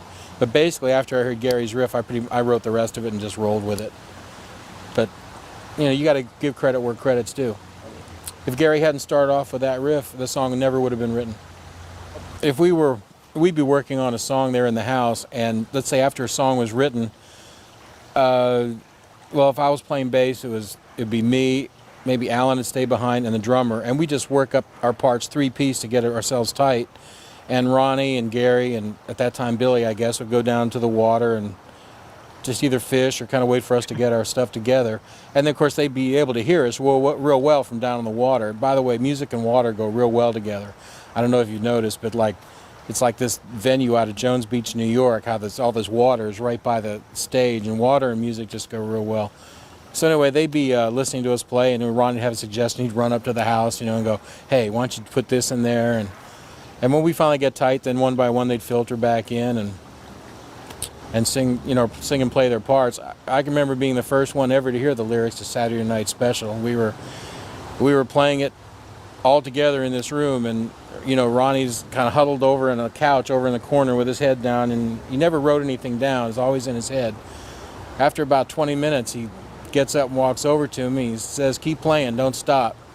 And everybody's playing. He gets right in my ear and cups his mouth to my ear and sings me the first verse to Saturday Night Special. I could have died. I went, man, I said to myself, how does he come up with stuff that's so cool like that? I think some of his best lyrics were like Needle and Spoon. How he came up with the subject matter he did, or his angle on the subject matter, he was just a raw genius. That's all there is to it. Ronnie always knew what he wanted. When he came in, he knew what he wanted. It was mostly first, thirds, fifths, simple harmonies. There were a few songs that were a little more complicated, more gospel-y, but we all just did that naturally anyway. We'd throw out a part, and if it wasn't, see if it clicked. Maybe do a couple of adjustments here and there, but usually everything was pretty simple. I worked with Steve on some of his stuff. On some of his songs were a little more complicated, bluesier, and that was a lot of fun. So Cass and Steve and I worked out the parts for a couple of his songs. But Ronnie just generally knew what he wanted. Keep it simple and strong. And of course, Sweet Home Alabama had already been done. Mary Clayton, Clyde King, and Vanetta Fields had recorded that. So some of the songs were already done when we came in. We may have thrown in a few things here or there. I actually threw in one part on That Smell, the carryover part. There were a few little things that would come out as ad-libs or whatever, but in general, he always had a clear picture. I think that's why the music's so consistent. It's why it works so well, because he always had such a clear focus on what he wanted. And everybody kind of did their part, but he kept it. Now, have you ever experienced that where you go in with your bandmates and you have a focus and you have an idea in your head, but you're trying to focus on making it happen? Sure. Or not making it happen? No, all the time. Well, it sounds like Ronnie Van Zant would go out fishing and let his band play some chords and then run in and tell them, I got it. Whereas in my instance, I usually bring stuff in. But if I bring a song in that I wrote, I will direct. Like say, now do this here, do this there, which is like, I like that he's the leader of the band. And she's like, well, the songs were simple, which they were, but they're iconic. Like they've lasted the test of time. Sweet Home Alabama is 3 chords. Simple Man, 3 chords. They're easy, but they're the ones that people want to hear. Yeah. So this guy had a good ear for that. Something I can learn from, because I always try to make songs more complicated, whereas this guy's like, keep it simple. Yeah, keep it simple, stupid. Mm-hmm. What do they say? Kiss. Keep it simple, stupid. In the parameters, it was like he kept it right here. And occasionally he'd have to say, okay, now somebody do this, do that. It's not quite what I'm hearing, But he always had, I think he always heard everything in his head. It was pretty much finished when he came into the studio as far as the way he was hearing it. Yep. Usually the way it ended up, Leslie would sing the top part, and Cassie would sing the middle, and I'd sing the low part. Because it's just the way it ended up, Only one time I got to sing what I wanted to sing. I had to sing what nobody else wanted, which was low part. But then it worked out pretty good for me too, because I got to sing harmony with Ronnie on a lot of things, and they did backups, and I sang with him. Still worked out pretty good for me, and I love singing with Ronnie, and I do some ad-libs. He let me do some ad-libs and stuff like that. And Leon and Ronnie and I sang together. Okay, and as a when they're talking about ad libs, like what are they talking about? Like musically, what are they talking about ad libs? Just like if you say, hey, I need a background vocal here, like an ooh or an ah, letting the background vocalist kind of feel the music themselves. Maybe they'll hear a note you didn't think of and go, oh, that's better than what was in my head. Like you got to give musicians a little bit of leeway. Yeah, like when I go into the studio, the song's in my head. But sometimes my bandmates will do something. I'm like, oh, that's better. So yeah, you got to give them some room to kind of use their talents. Yeah. Try to make the song better as long as everybody buys in. Okay. And then they would do the backups. And then the three of us would do the backups together. I'd always play the maracas. Cassie would always play the cabasa. And Leslie would always play the tambourine. And we always had the same stage set up. It was Leslie and then Cassie and then me. I was always on the right, always. So it just worked out that way. We did many a show, we couldn't hear the monitors at all. We just kind of be up there guessing at it, and then they got us up on a riser, and the guys would try to stand up there and look up our dress. They were wild. Craig Reed especially had his camera, to be rolling, I'd be interested in some of the footage that he had. On the Hunt is really a good song. It's Ronnie calling a spade. He's saying, girl, I know what you're about, but that don't bother me. Come and spend a few hours with me. I'm lonely, you're lonely, I don't care what your background is. I'm on the hunt and so are you. You want what I got and I want what you got. That's what Ronnie was saying. All of his songs, you look at every song. Sweet Home Alabama was basically, Ronnie explained it to me, he's telling the Southern man and that the Southern man is not to be blamed for something that happened 400 years ago or 300 or 200 years ago. He's saying, Neil Young, I don't have anything against African American people. And Ronnie didn't. Ronnie would give the shirt off his back to anybody, black or white. Ronnie was not a racist. And it's like Ronnie's vocals and his stuff was from the heart. His words were from the heart. And that's what has lasted 20 years. Not guitar players or drummers, but Ronnie Van Zant's heart and soul. And that's the writing. That's what I love about. And Ronnie, you see a lot of singers will jump around stage and they'll shake their body to the beat of every beat of every tune. And they look like basically clowns. Ronnie would stand there and he would sing. He didn't need anything else. He had who he was and from his heart on that microphone. And you look at some people's stage presence. Ronnie had an incredible stage presence. And that came from his ability to write songs. The ability to write songs for Ronnie. I'll write songs down a lot, and then I'll wad them up and throw them away because I'm afraid for people to know how I feel. Ronnie, right or wrong, he put his feelings on his sleeve. He wore his heart on his sleeve. That's what I really dig about Ronnie's writing. I miss Ronnie, man, I really do. I wish he were here now.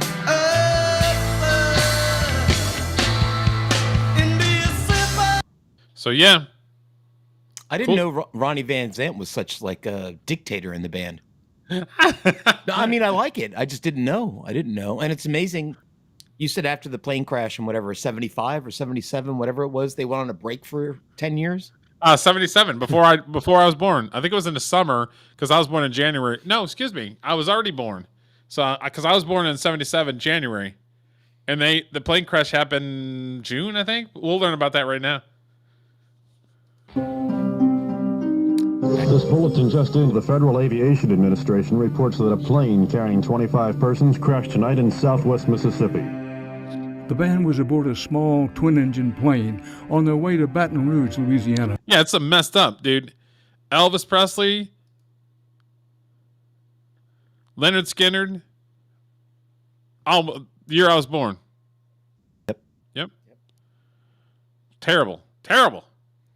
When the plane lost fuel and crashed, 6 people lost their lives. Among them was the heart and soul of the band, Ronnie Van Zant. 20 others on board somehow survived the crash, including guitarist Gary Rossington.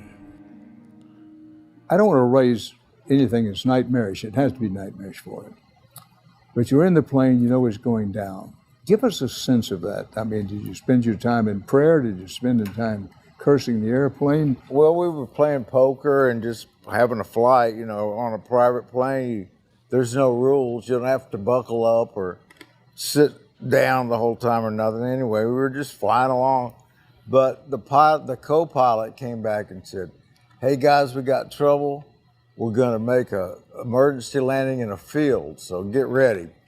Put your head between your legs and buckle up." So most people did that, you know. Now myself, Ronnie was by me, and Dean, another guy that died during the crash, our road manager, Dean Kirkpatrick, and Alan was across from me, and Cassie and Steve Gaines, they both died, and me and Alan didn't. So we always ask ourselves, why didn't we go and not them? But the sentence before it crashed was, you're in so much shock or disbelief, and at the same time, belief, and oh my God, it's true. And you don't have time to think, even if you had 10 minutes, your mind just goes. And I thought, I just, you know, was waiting and thinking nothing. You know, I didn't know what to think. But it was really scary for a minute. And then all of a sudden it was a real calm, like, well, it's gonna happen. And then it started and we hit the tops of trees. And it was real loud and started soft. It got so loud until it just crashed, you know. And I woke up, it was like a Vietnam experience or something. I wasn't there, but I woke up in a swamp hearing all my brothers crying or screaming, you know, because they were hurt and it was natural or dead. And so I was hurt real bad, and I thought the plane door was on me, or some hunk of metal. And I screamed out for somebody to get it off of me. And finally I said, "Dean," our road manager, "get this thing off of me." And well, Dean walked over and threw that piece of metal off of me. But then later in the hospital, a few weeks later, a doctor told me that the way he came in, he couldn't have done that, what happened to him. So it was his spirit. So I believe in that. But there was so much I could go on for 2 days He about. was a helper, wasn't he? It's God. It was God. You see him. And after the crash, I remember laying in the hospital for the first week or so. But the first 3 or 4 days, I say 3 because that's when Jesus, you know, was resurrected after 3 days. But I could see all over their faces and the flowers. People were seeing a lot of flowers. They were all over the room. And when I looked in there, I'd see them. And I believe it was their spirit that helped me get through it, but coming to me and being there right with me. Do you or do you not still have nightmares about it? You have to talk about it. People such as myself are going to ask you about it. I hate to say this, yeah, a lot. I do. I don't even tell my wife but if I told you every night, I don't think you'd believe me, but every night I have some kind of weird dream about it. Well, let me ask you this. And you've been so generous with your time and with yourself, and I appreciate it. But, you know, the history, I don't know of another band that has this kind of history. You know, the band was very successful. The band then comes back in many ways as strong as ever was, with the brother taking over the lead singing role. How did you make that happen? You know, Dan, for me, honestly, I had quit the music business and I went driving truck. So I'm driving my truck, but I still love to write songs. I was doing some demo tapes, and this gentleman named Joe Boylan, who I'd met in Nashville, says, "Hey, I know Ahmet Ertegun. He's chairman of Atlantic Records. He signed Led Zeppelin and Ray Charles and everybody. And I think he'll like your stuff." I said, "Oh, okay." I said, "Well," so I sent him a cassette. And honestly, on Friday night, I get a call from this gentleman saying that Ahmet wants to come in and talk to me. Sign me to Atlantic Records. I said, "Oh, okay. Yeah, been in the music business. I didn't quit this nonsense." And I couldn't believe it was going to happen. So anyway, on Monday, Ahmet Ertegun flies in, signs me to Atlantic Records. On the following Friday, Gary called me and said, "Hey, we want to go out and do a tribute tour." and respect the name of Leonard Skinner. I said, my God, I was driving a truck in 1 week. I mean, I got a record deal and I got Gary calling. Hell yeah. So I walked into a room and here are the surviving members. If my brother would have lived, Leonard Skinner would have went on. He was that type of man. He said, we're going to dust it off and we're going to carry this thing on. Whenever they asked me to be a part of this, I said, let's go in and try to rehearse. It's been 31 years. You know what's funny is, so the plane crash happened in 77, and like you'd mentioned earlier, they took a break for 10 years. When they came back, do you know whose songs they were still playing and still are? Ronnie Van Zant's. Oh, were they really? What songs have they written since they reformed in 87 that you know? I don't know of any. None. All their songs, when you go to see them in concert, I guarantee you almost all the songs they play are songs that Ronnie Van Zant wrote in I never thought about that. I mean, I don't have a problem with that. That's what the people want to hear, right? So good for them. Yeah.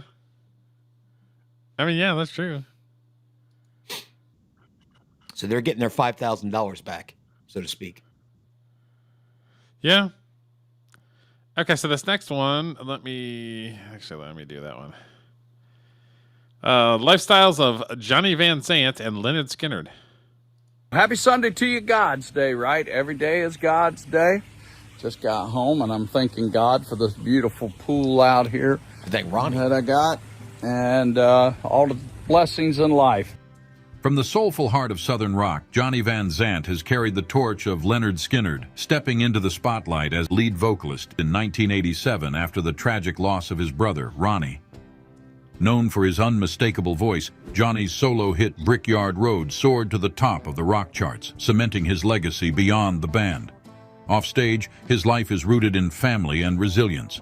Recently, his dedication shone through as he balanced personal challenges with his deep commitment to music, proving his spirit is as unshakable as his voice. Get ready to step into the world of this rock icon. However, to get a full understanding of his life today, we must walk back to where it all began. Early life. Born on February 27, 1960, in Jacksonville, Florida, Johnny Van Zant was destined for musical greatness. As the youngest of three brothers, he grew up in a household where music flowed as naturally as conversation. His father, Lacey Van Zant, was a truck driver, and his mother, Marion Virginia Hicks Van Zant, nurtured a loving environment that encouraged artistic expression. This familial support was instrumental in shaping Johnny's future. From an early age, Johnny was immersed in the rich sounds of Southern rock and country music thanks to his older brothers, Ronnie and Donnie. Ronnie co-founded the legendary band Lynyrd Skynyrd, while Donnie established 38 Special. AI. Skynyrd? AI detected. The fuck? Their musical endeavors served as both inspiration and a roadmap for Johnny's aspirations. In his teenage years, Johnny's passion for music became evident. He initially harbored dreams of becoming a drummer. Still, the hair game is on point. Still. But was encouraged by his brother Ronnie to pursue singing, a pivotal decision that would define his career. Forming his first band, the Austin Nichols Band, in the 1970s, Johnny began performing locally, honing his craft and developing a stage presence that captivated audiences. The band later rebranded as the Johnny Van Zant Band, releasing their debut album, No More Dirty Deals, in 1980. Throughout his early life, Johnny was surrounded by influential figures who shaped his musical journey. His brothers, Ronnie and Donnie, were his primary mentors, offering guidance and support. The untimely death of Ronnie in a 1977 plane crash profoundly impacted Johnny, deepening his resolve to honor his brother's legacy through music. Additionally, the vibrant Jacksonville music scene exposed him to various artists and genres, broadening his musical horizons. Educationally, specific details about Johnny's schooling are scarce, as his focus from a young age was predominantly on music.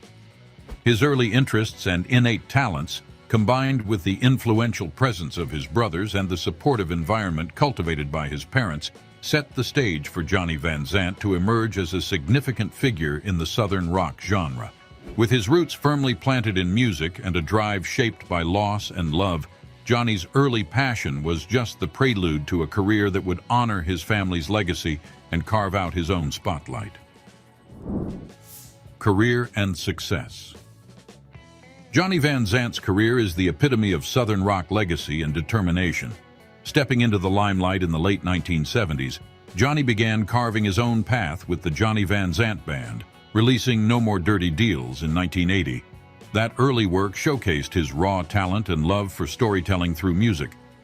But it was in 1987, following the reformation of Lynyrd Skynyrd, that Johnny took on the role of You're Johnny. killing me, dude. Known for his unmistakable voice, shoot. Johnny fans. Friendship and camaraderie. They're killing me with this. Come on. It's that AI stuff. Retarded.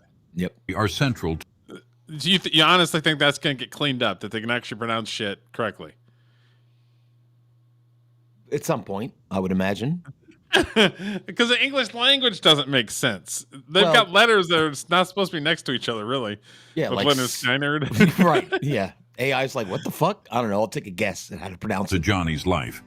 His relationships with bandmates and fellow musicians are built on mutual respect and a shared passion for music. These connections have been instrumental in sustaining Lynyrd Skynyrd's enduring success and influence in the music industry. It's And annoying. speaking of roots, Okay, I'm gonna stop this because that's irritating the shit on me. So, a quick little trivia. They're still touring, right? They have a show coming up in Jacksonville. The place they're playing, Daly's Place, which seats 5,500 people. Yeah, that's where AEW is. Yep. Front row tickets, $350. Damn. Worst tickets, $129 a piece. So they're still drawing. I mean, 5,500 people, pretty good Yeah, for a legacy band that's that old. yeah. So I got one last video. This is kind of long, so this is kind of like a summary. Anything that was basically missed and stuff. Okay. So we'll get into this. Yeah. 40 years ago, October 20th at 6:30 is about the time that we went down. What if one of rock's most iconic bands wasn't just lost to fate, but to a chain of warnings, choices, and chilling Hopefully it's not Skynyrd again. missteps? The story of Lynyrd Skynyrd's final flight has long haunted fans, but this buried sounds like a beneath the person. headlines is a detail so preventable, it doesn't just raise eyebrows, it twists the knife. This isn't about legends crashing in a blaze of glory. It's about a decision made too late, and a quiet, overlooked factor that changed everything. Before the fire, before the headlines, there was a moment, one moment that could have rewritten music history. You know what? I'll bet Was you it we're going to get ignored? Skynyrd. Was it misunderstood? Or was it something no one dared to confront until it was far too late? Let's find out. A band on the brink of immortality.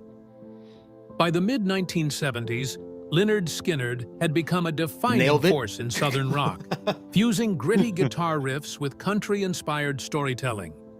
Formed in Jacksonville, Florida, the band rose from humble... I still think that this is a person. I don't think this one is AI. Yeah, I'm leaning towards that as well. The other one for sure. Skynyrd. Yep. beginnings and a rocky start, complete with multiple name changes and local setbacks to become household names across America. Their core lineup of Ronnie Van Zant, Gary Rossington, Alan Collins, Leon Wilkeson, Billy Powell, and Artemis Pyle helped craft a unique, high-energy sound that resonated with a generation. Their early hits, including Gimme 3 Steps, Tuesday's Gone, and Simple Man, gained immediate traction and built a fan base that stretched beyond the South. With each album, the band's reach expanded, solidifying their place among rock legends. It is amazing listening Free to Bird, these. the band's most iconic track, became more than just a song. What was that? Listening to these videos, it is amazing how many recognizable songs they had in the short period of time they were around. Yeah. Because I forgot about some of these. And I'm like, oh yeah, Give Me Back My Bullets. That song rules. Tuesday's Gone. Like a dozen or two songs within such a short period of time that people still will put on a jukebox at the dive bar in 2025. Yeah. That's cool. It was an anthem. Known for its emotionally raw lyrics and extended guitar solo, it often served as the closing piece of their concerts. Radio stations across the country received frequent requests for the song, and audiences would shout, "Play Freebird" at live shows, a phenomenon that continues to this day.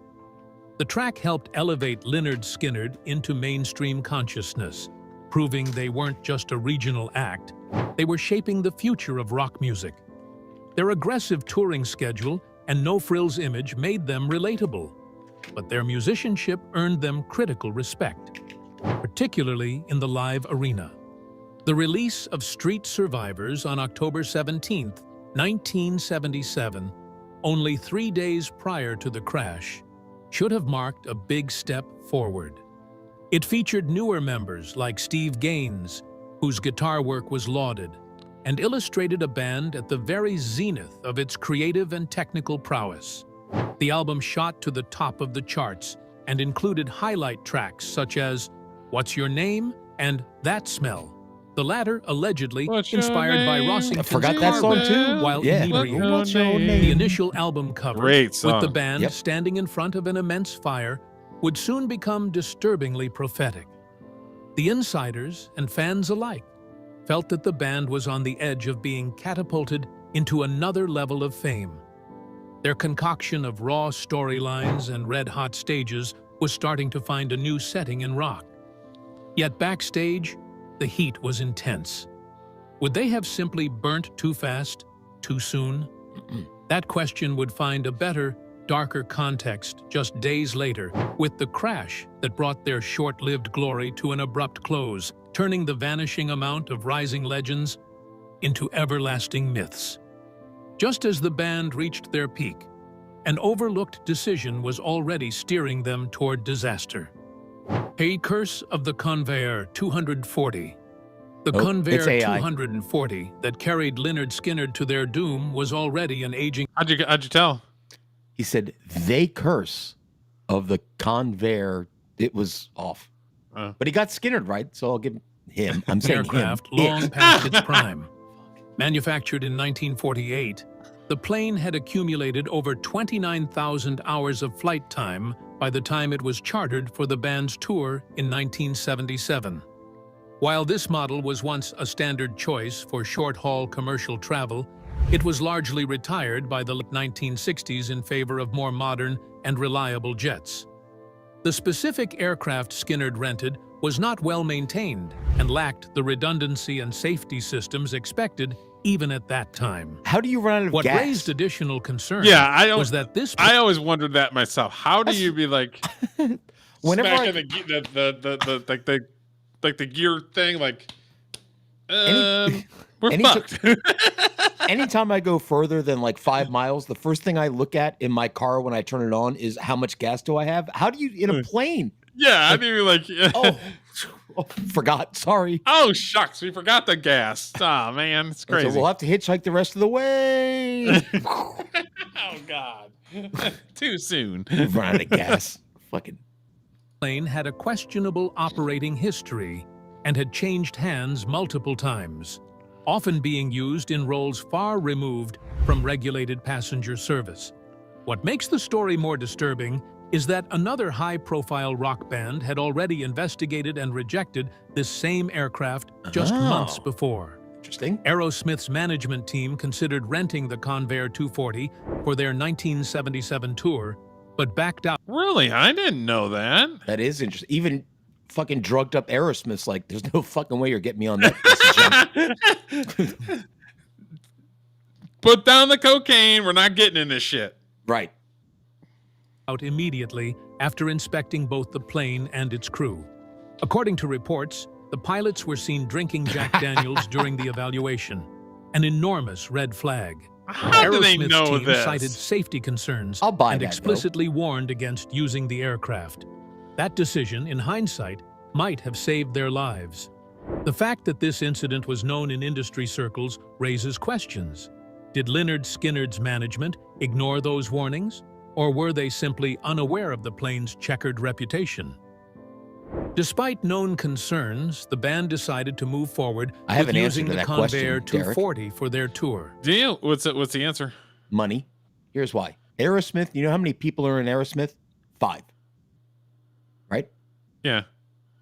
Leonard Skinner, there's like 13 fucking people in the band. So they've Plus got to singer, or plus backup singers, plus road they got to watch managers. their bottom line. They're like, well, we won't have money after we pay all these assholes. We don't have much money left for the plane, so we'll take the cheap one. Huh.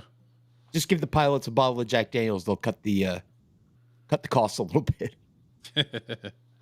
Convenience played a major role. The aircraft allowed the band to avoid long hours on the road and meet a grueling tour schedule. For Ronnie Van Zant and others, canceling or rescheduling shows was not an option. They didn't want to let their southern fan base down. Even after visible signs of engine trouble during a flight from Lakeland to Greenville, nice video. Concerns raised by Just crew blowing and up. band members alike were The dismissed. Hindenburg crash. Yeah. Cassie Gaines, who had already expressed fear of flying, reportedly considered riding in the band's equipment truck instead of boarding again. Yet she and others were convinced to get back on the plane. The tragic irony lies in how close they were to I abandoning bet she the was hot aircraft. as fuck back in the day. Discussions Derek. were I Think bet of already that. she was underway too. about She's switching cute to there, a but Learjet yeah. for the remainder of the tour. But that plan never materialized in time.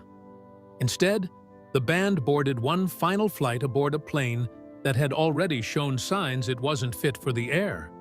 A decision that would cost 6 lives and alter rock history forever. Okay, so I gotta ask questions. I'm a question asker. You're a question asker.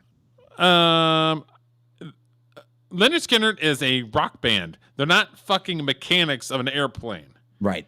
So he keeps on saying there was concerns. Oh, it was concerns. The band was concerned about it. The band wouldn't fucking know. They're not fucking mechanics. I'm surprised Aerosmith looked into it that deeply to not hire it.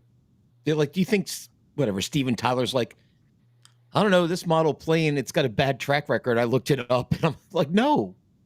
Just somebody in Aerosmith's camp, like a manager probably, that was actually looking Had out to for have them. known something about airplanes or something. Something, or looked into the flight record of the plane, whereas Leonard Skinner maybe didn't have anybody that did that for them. Because they're just like, I don't know, sure, we got to get from here to there.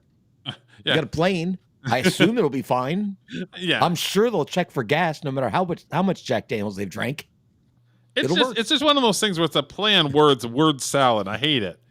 The band was concerned. The band doesn't. I know. They're fucking rock guys. They don't know anything about a plane. But think about this. As many hits as they wrote in the short amount of time that they were around, if Ronnie Van Zant would have lived, imagine how many more hits they Oh would have yeah. had. Oh yeah.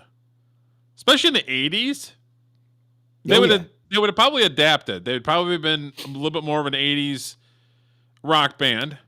Yeah, but still that dancey southern kind of feel. That would have worked. It'd been crazy. But it's one of those things as Ronnie was already like an alcoholic and kind of like in his own little thing. So it's who knows? Yep. That's what makes the band so interesting to learn about. It's like you think about that, you're like, man, they were on top of the world, man. It's just terrible what happened. Yeah, you got life by the balls, and same it's with over. Hendrix, Joplin, The Doors, Nirvana, all those bands. You're like, just don't die. Don't die, don't do it. Well, I mean, to keep it simple. Yeah. Prophetic warnings and ominous words. One of the eeriest and most talked about aspects of the Lynyrd Skynyrd tragedy is the sense of foreboding that surrounded lead singer Ronnie Van Zant in the months leading up to the crash. Van Zant reportedly told multiple people, including his family, bandmates, and AI even doesn't journalists, English well, that he believed he wouldn't live to see 30. His father recalled Ronnie saying, "Daddy, I'll never be 30 years old," a statement he repeated so often that it stopped sounding like drama and started to feel like conviction. Artemis Pyle also remembered a conversation in Tokyo where Ronnie told him, "I'm going out with my boots on." Tragically, his prediction would come true. Van Zant died in the plane crash at just 29 years old, less than 3 months before his milestone birthday. Cassie Gaines, Wearing boots. one of the Honkettes and sister of guitarist Steve Gaines, also had a deep fear about flying on the Convair 240. Her fear wasn't vague anxiety, it was so intense that she preferred to ride with the band's equipment in a cramped truck, rather than board the aircraft again. After witnessing sparks from the right engine on an earlier flight, she had every reason to be repeating alarmed. itself, isn't it? Yet despite her resistance, she was persuaded to board the plane for the flight to Baton Rouge. But that's Collins reasonable. had They said caused that the girl accident, saw sparks driving out of an under the engine of an earlier flight, and so she was nervous about flying. I would be too. Yeah. If I looked out the window on one flight and went, And there's those things are- flames. Yeah, fuck, I'm getting in the truck. Fuck the plane. Yeah, I fast forwarded it away from that because it literally was repeating itself. Influence of alcohol and slaying his girlfriend in the wreck. Over the years, Collins battled substance abuse and depressed mood states. And me too. He died in 1990 from pneumonia complications worsened by his paralysis. Survivors have had more than just physical injuries. They bear in their minds traumas that haunt them for a lifetime. That night, the death of friends and public memories weight made recovery more complicated than simple medical treatment or physical therapy. Again, efforts to continue making music came at an unforgivable price and reminded fans that the accident may not have taken all their lives, but it has affected forever every survivor it left behind. The scars were permanent, both seen and unseen. Yeah, how did you see that happen? But you didn't see anything in the movie scene. I don't know. I'm a weird person. Who knows? Controversy, legacy, and lawsuits. The legacy of Lynyrd Skynyrd has not been without controversy, particularly regarding who gets to tell the band's story. One major source of tension emerged in the 2010s when former drummer Artemis Pyle attempted to create a film based on his memories of the crash and its aftermath. Pyle, who was among the survivors and famously sought help after escaping the wreckage, began work on a biopic titled Street Survivors, the true story of the Lynyrd Skynyrd plane crash. However, the project quickly drew legal opposition. Ronnie Van Zant's widow, along with representatives of other estates and surviving members, filed a lawsuit to block the film, arguing it violated a decades-old consent agreement about how the band's story could be used commercially. The dispute centered around a 1988 agreement signed after the band's partial reformation. Yeah, instead we're getting a fucking Springsteen biopic who nobody asked for. See, this, I could be wrong on this, but I'm going to speculate real quick. So this guy, the drummer, Artemis Pyle, which is a great name, by the way. Oh, yeah. Was in the plane, right? Yeah. And survived. And he wants to tell the story about his experiences, but then the wives and estates of the deceased members got the lawyers on him. That rubs me the wrong way. Do you think it's money or do you think it's optics? If it's the wives. Both. I think they're trying to protect the optics of their money. It's greedy to me. And if this guy was in the plane, why shouldn't he be able to tell his story? Yeah. Huh. I don't know. That's just my off-the-cuff thought. I knew there was going to be a wife involved when I first heard, when he started talking about that. I knew it. I knew Yoko Ono was going to have to roll in there and go, oh, no, you know. Fuck that. Fucking Yoko Ono needs to roll up in here. That guy was the drummer in the... whatever. Which stipulated that no individual member could exploit the group's name or history without the approval of others. Pyle argued that the film was a personal account of his survival, not a full band narrative. A district judge initially sided with the plaintiffs, halting production. However, the ruling was overturned on appeal in 2018, and the film was eventually released in 2020. Oh, good. While some praised its raw depiction of the crash, others criticized it for low production value and factual inconsistencies. The split reaction illustrated the delicate balance between individual memory and collective legacy, a theme that has long shadowed the band's post-crash history. Another one quite closely depicted burning dust-ups for the original Street Survivors album cover, showing the band standing in flames. The backlash at MCA Records raged for weeks from their fans and family, even blaming them for this blatant prophecy in unfortunate taste after the crash.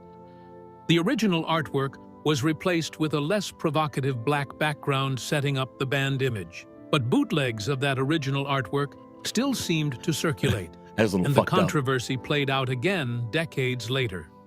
Fire hurts for some fans. For others, it holds in its midst part of the enigmatic tragedy of the band's rise and fall, being some part of its tragic lore. Such legal battles and public disputes question who, then, owns the story of Lynyrd Skynyrd, the surviving members or the families of the deceased, or possibly the fans who have managed to keep their music alive for decades. The legacy has become both a legal and emotional battleground, even as the music continues to tire the ear. For a band built on Southern pride and unity, the fight over its memory has hardly been harmonious. Even after decades and courtroom battles, one final chapter still remained to be written. A final goodbye. The death of Gary Rossington on March 5, 2023, marked the end of an era. As the last surviving founding member of Lynyrd Skynyrd, Rossington's passing closed a chapter that began decades earlier in Jacksonville, Florida. His resilience had become symbolic of the band's survival, having endured the 1977 plane crash, years of chronic health issues, and countless lineup changes. Despite multiple heart surgeries and serious injuries, he remained committed to Skynyrd's music, continuing to perform even as his health declined. With his death, Lynyrd Skynyrd no longer contained any original members. Wow. A fact that prompted reflection on the band's transformation from living entity to legacy act. Yet, even without its original lineup, the band's influence has endured. Lynyrd Skynyrd helped define Southern rock, a genre that blended blues, country, and hard rock with a distinct cultural identity. Songs like Free Bird and Sweet Home Alabama remain fixtures in American music, featured in films, commercials, and political rallies, sometimes controversially. Their unapologetically Southern image resonated with fans across generations, making them not just a band, but a cultural symbol. Countless artists across genres have cited Skynyrd as an influence, from Kid Rock to Metallica, proving that their reach extends far beyond their original heyday, not only in sound but also in the physical space. Some visible testimonies of an enduring presence of a band dexterously include for a holistic tribute to sites. A monument erected not far from the crash location in Gillsburg, Mississippi, celebrates the memory of the victims and the band's legacy.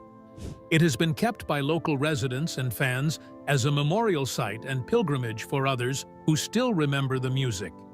Nice. Over the years, fans have left guitars, letters, and Southern flags at the location, hand testaments to how personal the sounds remain among them. Other tributes include stage dedications, museum exhibits, and musical homages, most keeping alive in the collective memory of American rock history. Lynyrd Skynyrd's farewell tour at the beginning of Rossington's death can be said to be a final bow to decades of music, survivalism, and endurance. Some fans might still ask if Lynyrd Skynyrd should continue on as a band without at least some founding members, but the tour was far less about who remained than what was left. Yeah, it looked like the Grand The music, Poobah. often raw, defiant, and unmistakably Skynyrd, was the heart of the experience. The physical story of the band ceases with the death of Rossington. However, its musical legacy continues in memory and on vinyl. For millions, Lynyrd Skynyrd didn't just represent a band, it represented a way of life that refuses to fade. Thanks for watching. If this story hit you... So yeah. So I have a question for you, Derek. So they mentioned that there are no living members of the original Lynyrd Skynyrd left. So when Lynyrd Skynyrd goes out to play and you buy a ticket to see them, do you have a problem with that? That there's no actual, like that they're all replacements, basically? Depends on who you're talking to. If you're talking to me, yes. Okay. I want to see the original members. Otherwise, it's just, my opinion, LARPing, where it's not the original guys. See, I enjoy going to see. I saw a Rush tribute band about 2 years ago for like $20 at a local club, and I loved it because it was $20.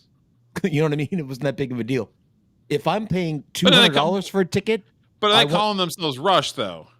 No, they were called the Sundogs, and they were just fans of Rush. And that's a different thing. Yeah. These guys are Leonard Skinner, but none of the original members are there. Yeah. So they're a cover band called Leonard Skinner. It seems basically, yeah. Which, I understand if they want to go out there and play the songs. That it's all in the family. Like the family still owns the legacy. They still own the songs. So there's not a whole lot you can say about it. But it's just like I like. Okay, so. Like for the because I'm from Metro Detroit, I'm a Temptations guy. Love the Temptations. Yeah. There's one member left of the Temptations that's still alive. He's like in his 80s. I don't want to just watch him.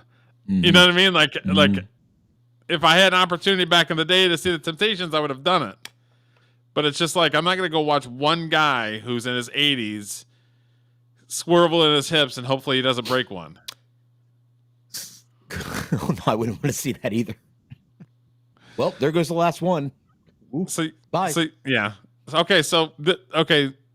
I wanted to leave this conversation for last, just because it's the end of the videos for Leonard Skinner. Okay. And their use of the Confederate flag. I know that there's people that don't get it. They're never going to get it. The Confederate flag was actually only used by the Confederacy for 4 years. But it's been a source of quote unquote Southern pride for like 80 years. Mm-hmm. But everybody keeps bringing up the 4 years that it was used by the Confederacy. Do you have a problem with them using the Confederate flag the way that they did? Me? No, of course not. It's a flag. Yeah. But young people don't think that way. The neighborhood I lived in young people need to get a fucking clue is what they need to get. Well, let me tell you a very short story. So my youngest daughter came up to visit me in the house I lived in rural Pennsylvania, which is Yankee territory, oddly enough. But that's weird. There were like 5 houses on our streets that had Confederate flags hanging in front. She said she felt scared. And I'm like, scared of what? This is the safest neighborhood you'll ever be in. You could walk the streets, not worry about getting jumped. It's I don't know, man. I don't know why. They're scared about something they weren't involved in. Well, she's scared because her mother taught her to be, but whatever. I know why, but it's frustrating. Because she's influenced by mother, friends, and it's not correct. Like if the influence was correct information, then that's one thing. But 9 times out of 10, it's some bullshit or a lie. Well, I told her, I said, the neighborhood that you're in now that I used to live in when we were all together is gone right down the tubes. Like there's drug dealers on the corners everywhere. There's a lot of dangerous places you can't go. Up here, where I live, where the evil Confederate flags are, you could walk the streets at 1 o'clock in the morning as a young girl in the neighborhood I lived in. You'd be fine. Yeah. There'd be no question about it. And I tried to tell her that. I'm like, but it's hard to. But I hear what you're saying. No, I have no problem with that flag. It's hard to get through people that are, at this point, I want to say ignorant. Well, it's hard to undo a decade of ex-wife indoctrination of a young girl. Yeah. I'm still working on it. Yeah, that's a problem. She's a sweet girl. God bless her. Yeah, I wish people would have their facts correct about anything, not just about that. About anything. Mm-hmm. It just seems like people are so quick to listen to somebody with incorrect information. Yep.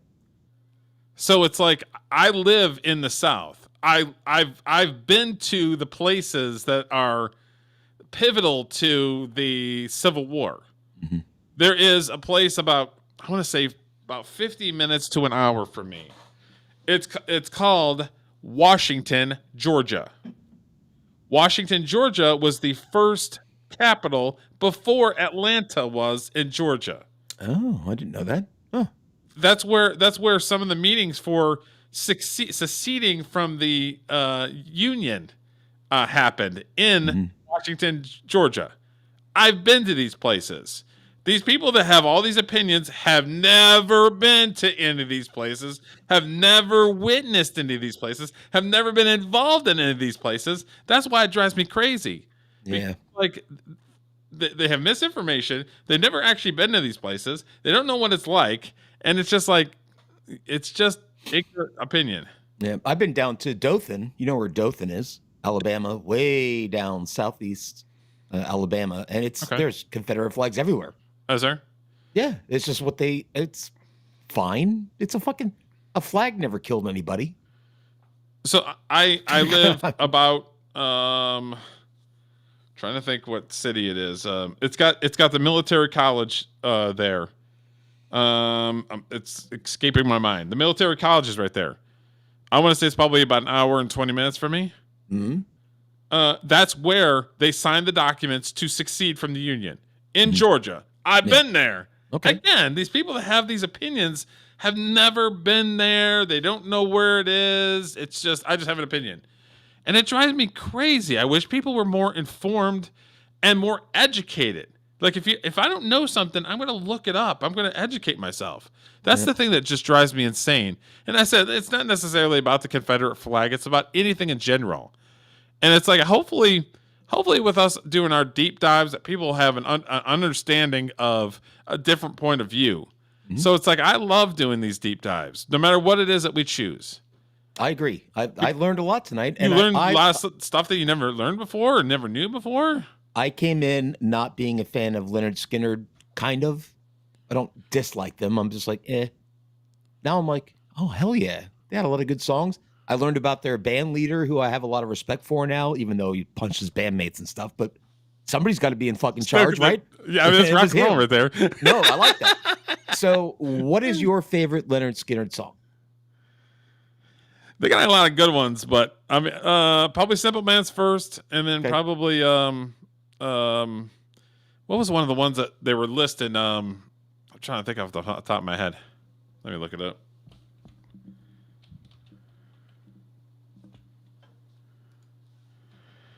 Let's see here.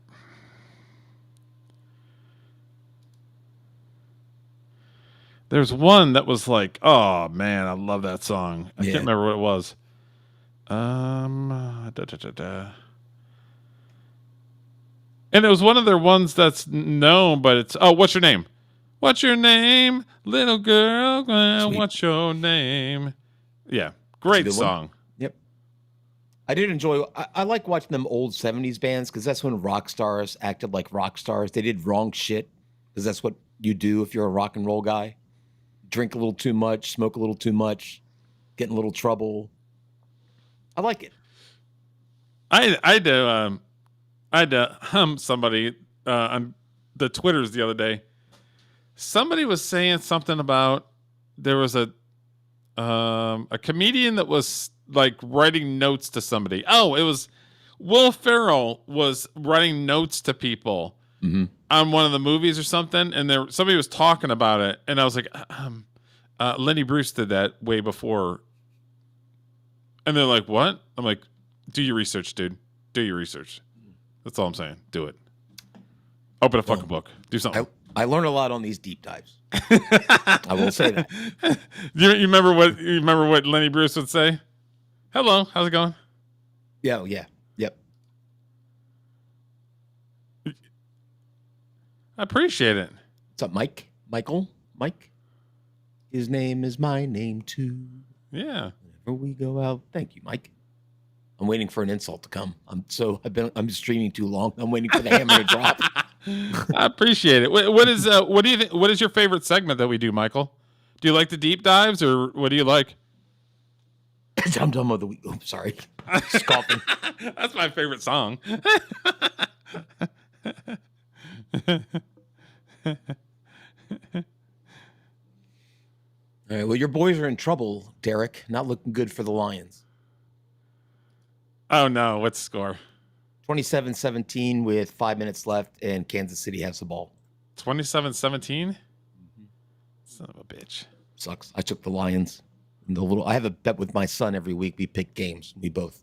Oh, see, he likes the deep dives. Right on. Yeah, I know. A regular guy that comes in our chat all the time, Doc. Doc loves the deep dives. Go Jays, go! Boo, boo! My team got their butt kicked. Well, no, we didn't get our butt kicked, but the 15th inning, we died. At least your team made it to the playoffs. Oh, the 49ers? I feel sorry for you. They used to be good.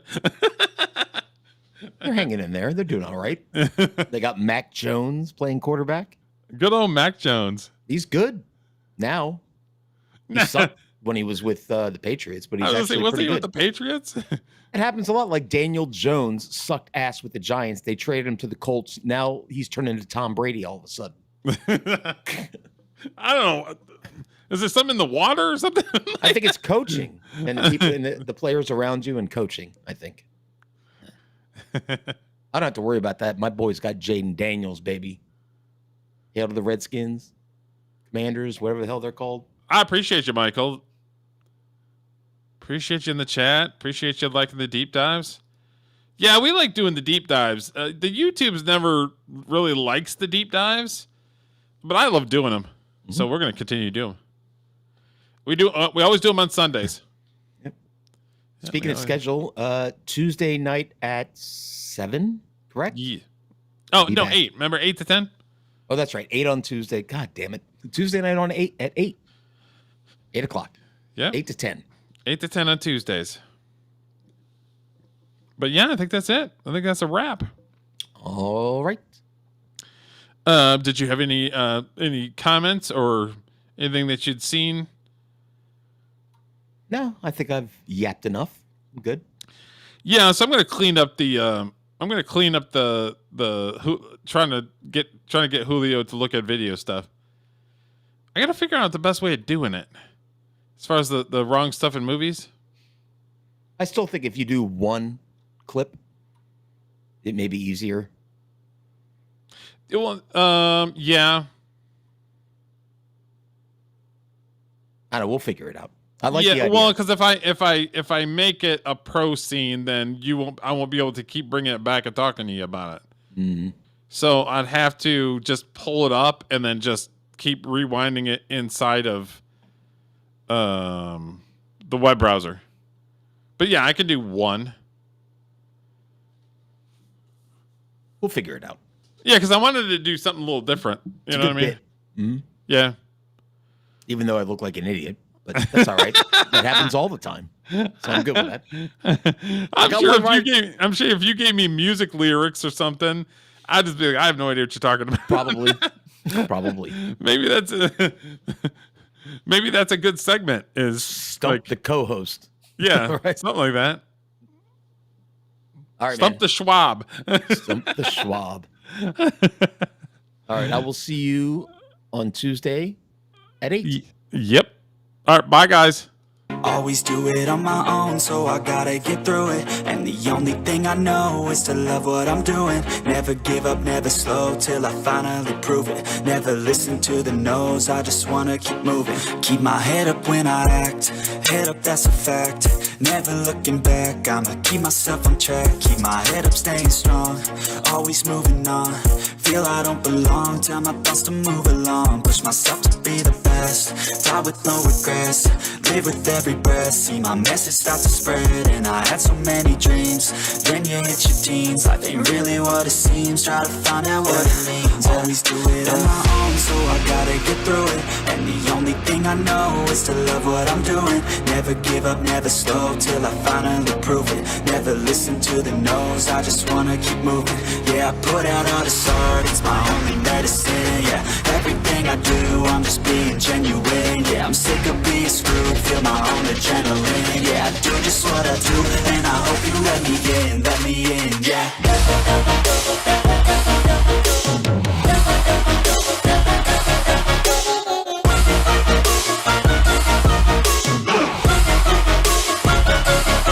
I'm grateful, oh yeah, able, oh yeah, I'm stable, oh yeah, no label, oh yeah, you know me.